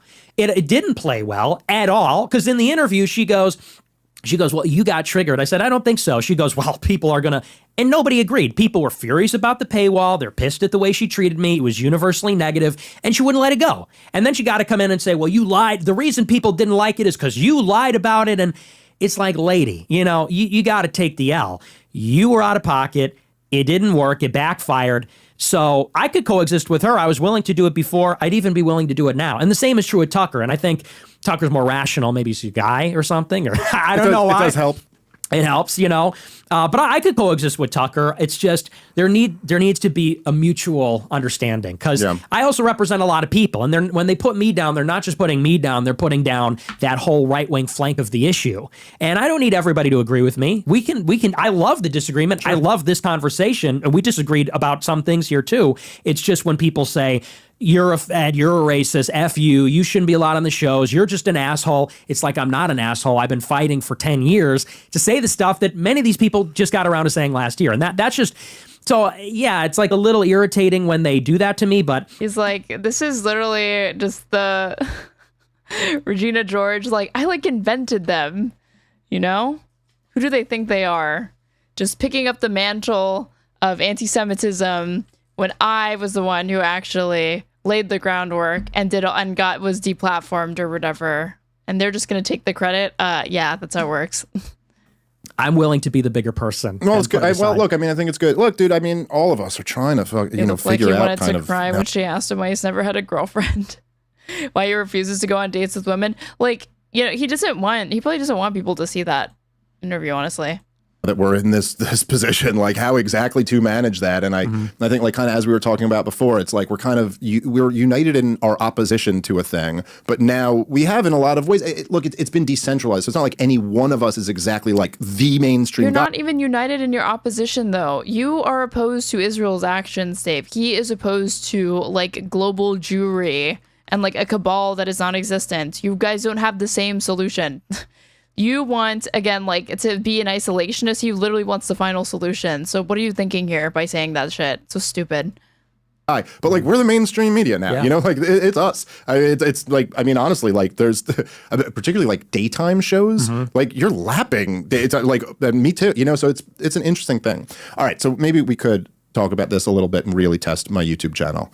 Because I think a lot of this, I remember when we first spoke, or one of the podcasts when we first spoke, the big controversy about you, that at least from what I heard from the other libertarians or whatever of the world, was that you're a Holocaust denier, and that there was the cookie. Thanks for getting to this, Dave, in the last 8 minutes of this. Very cool. There's a clip where like a fan makes the Cookie Monster joke, and then you like read it, like obviously laughing around and joking. I remember people sending me this and going, "This is clearly like he's joking around, at least to some degree." But then when you To some degree. Okay, so you're admitting that he's not. There's like part of that might be true. Like, you ever heard the phrase, many a true word is spoken in jest, Dave? you were criticizing me, you were talking about like me not, because my family was involved, not willing to challenge. What is your view simply like what we were saying before, that it's like, look, this happened, it was awful, but like also all of history doesn't have to revolve around this. Also, it was in the context of a war where like 50 million people died and Europe was destroyed, so like that. Or are you actually saying like, this didn't happen, the numbers are not, because this now is much with the general, whatever you want to call it, I hate using the word anti-Semitism because it's not even a good word, but with the general kind of like... Jesus, this is pure cuckoldry. You said that just as he said, just as Dave Smith said, anti-Semitism isn't even a good word. Hostility toward Jewish people. This does seem to be something that's like really catching fire, and I just think is completely wrong. Like, I think it's like Israel killed Charlie Kirk. It's like, this just isn't actually right. It's not actually good history. And so anyway, I'm just curious what your thoughts are. Well, and I also, by the way, sorry, I'll let you go, but I also do recognize, I remember thinking this the last time I had you on, there's like this weird dynamic. I guess I feel a little freer now, but back then I kind of wanted to ask you about it. But then I also realized that if you don't, you can't even say it because we'll all get fucking nuked. So it's like a weird conversation to have, but I am curious. For me, it was never really about the Holocaust in itself, because early on, I watched a lot of documentaries, like the canon of Holocaust denial documentaries and essays, and I found a lot of the arguments compelling. Like, oh my God, compelling. This is like one of the most documented historical atrocities ever. But like what? Like the greatest lie ever told type shit, I guess. And then I Holocaust denial documentaries and essays, and I found a lot of the arguments compelling. And then I saw that other people were pushing back on that. And I have good friends of mine who are like, they're fellow travelers, let's say, and they adamantly insist it did happen. And they send me blog posts and things. Yeah. And at a certain point, you sit down and say, so is this really about World War II historicity like debate? Not like, again, like documentary is not even like David Irving or something like that. Like literally citing like just unnamed documentaries that I'm sure everybody who follows him or is like frequenting Stormfront knows exactly what he's talking about, or they all have their like weird entry point.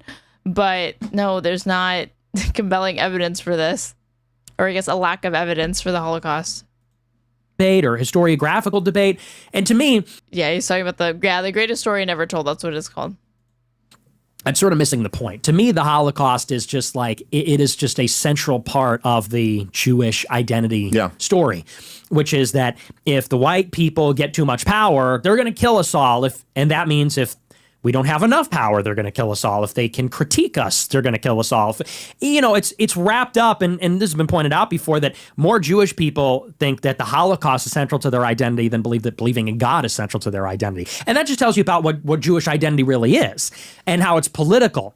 And so to me, what matters more, I don't know. I think it was exaggerated. I think it was... Wait, what? It just tells you about what Jewish... We don't have enough power, they're going to kill us all. If they can critique us, they're going to kill us all. It's wrapped up, and this has been pointed out before, that more Jewish people think that the Holocaust is central to their identity than believe that believing in God is central to their identity. And that just tells you about what Jewish identity really is. And how it's like, yeah, Jews are one of those irreligious groups in the United States. They're like secular. So it's political. And so to me, what matters, like, again, like framing like anti-Semitism and persecution, and like having like believing that's an integral part of your identity, that's like understood as like political, rather than like a reckoning with this tragedy that is within your like history as a Jewish person. It's bizarre. Matters more. I don't know. I think it was exaggerated. I think it was embellished. I don't know that 6 million exactly died.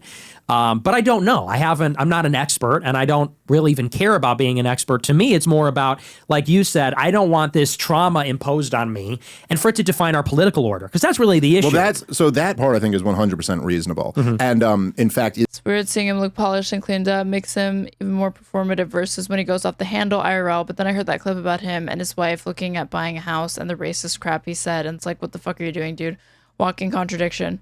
Wait, only fact, I thought you were talking about Fuentes. Who are you talking about? I mean, it boils to race for these people, yeah.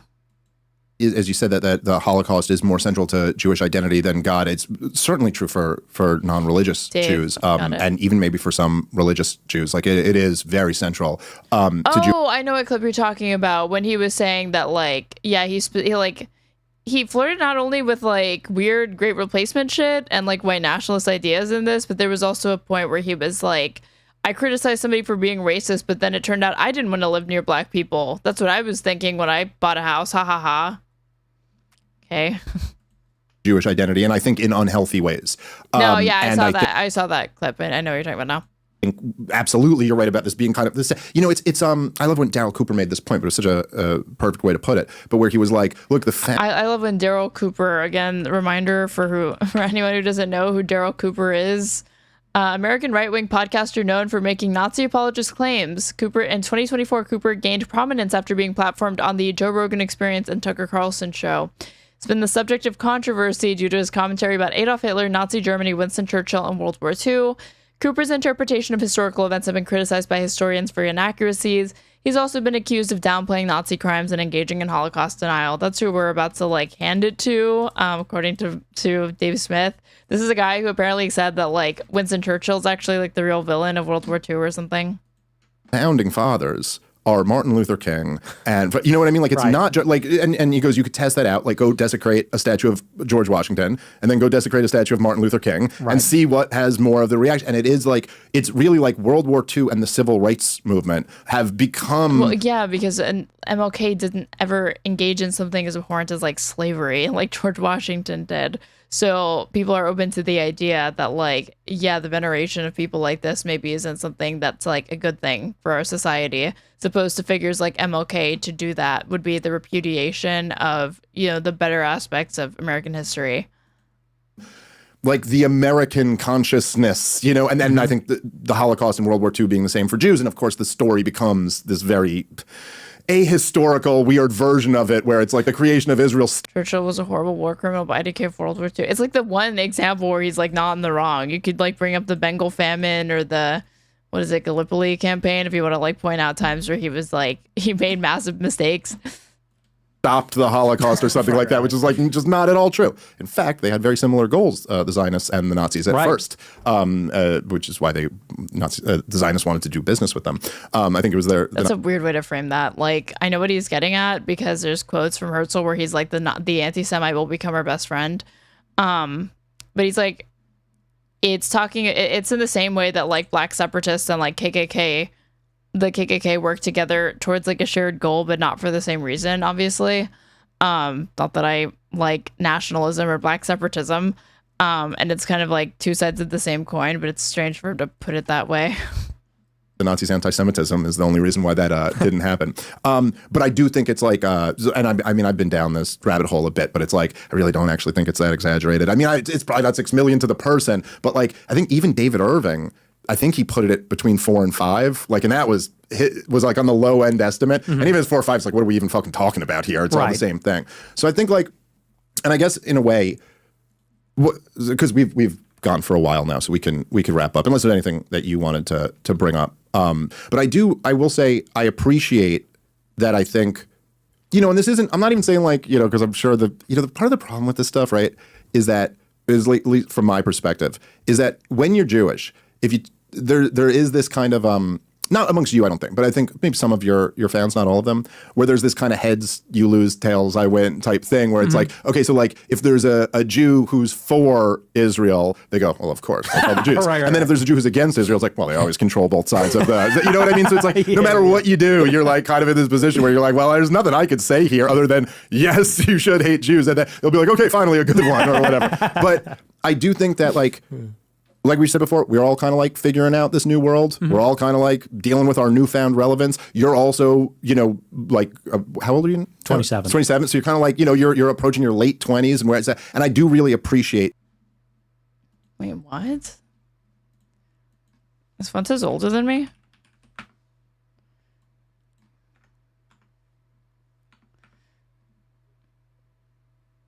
Oh, just barely. Weird. I don't know why I thought he and I were like this exact same age.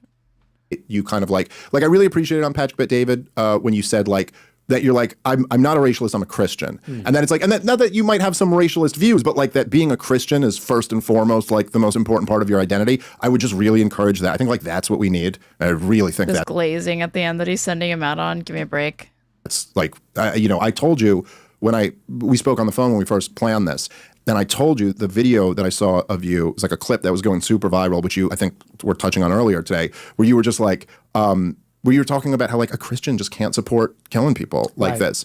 And you were, and you even said, you were like, look, I don't want them living here, but like that we also can't support killing them over there. And I just thought there was something really powerful about that. It's like kind of, because it's a paradigm shattering thing where someone would look at this and go like, wait, but I've been led to believe this is like the most horrible person. And he's the one who cares about this. And I kind of think, like, I would just hope that that's in, you know what I mean? Like that you continue kind of to push that and all that stuff.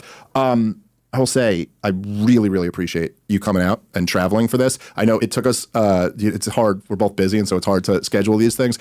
He's like talking about like traveling or like coming. Thanks for traveling here. Thanks for coming here. I thought he was about to say like, thanks for taking time to like talk to me. It's like, dude, you did the majority of the talking on this. It was like just mostly Dave Smith yapping. Really, really enjoyed this conversation. I hope we do it again soon. Me too, absolutely. And thanks for having me. And I will say, just to kind of close it off, you know, what I love honesty. I like people that care about the country. I love people. And I think as long as that's the agreement, there won't be war. You know, there won't be violence, and we can talk and we can get along. And that's really what it's about. So I enjoyed the conversation as well. So I'd be happy to do it again. All right. Maybe on my show. Sure thing. All right. Everybody, thank you for listening. Catch you next time. His picture of this like Ron Paul t-shirt here. Wow. Quite amazing what we just witnessed, you guys. It's actually possible for a man to have a conversation, film a whole podcast episode despite not having a spine and seem like he's standing upright. It's pretty fantastic. I didn't even think that was possible until I saw this. If you're watching on Twitch, you should go ahead and give me a follow. I go live Monday through Friday at varying times. I try to anyway. If you're watching on YouTube, please go ahead and hit subscribe if you haven't already. Like the stream, it pushes it out to other people. Hit the bell, that way you can know when I go live.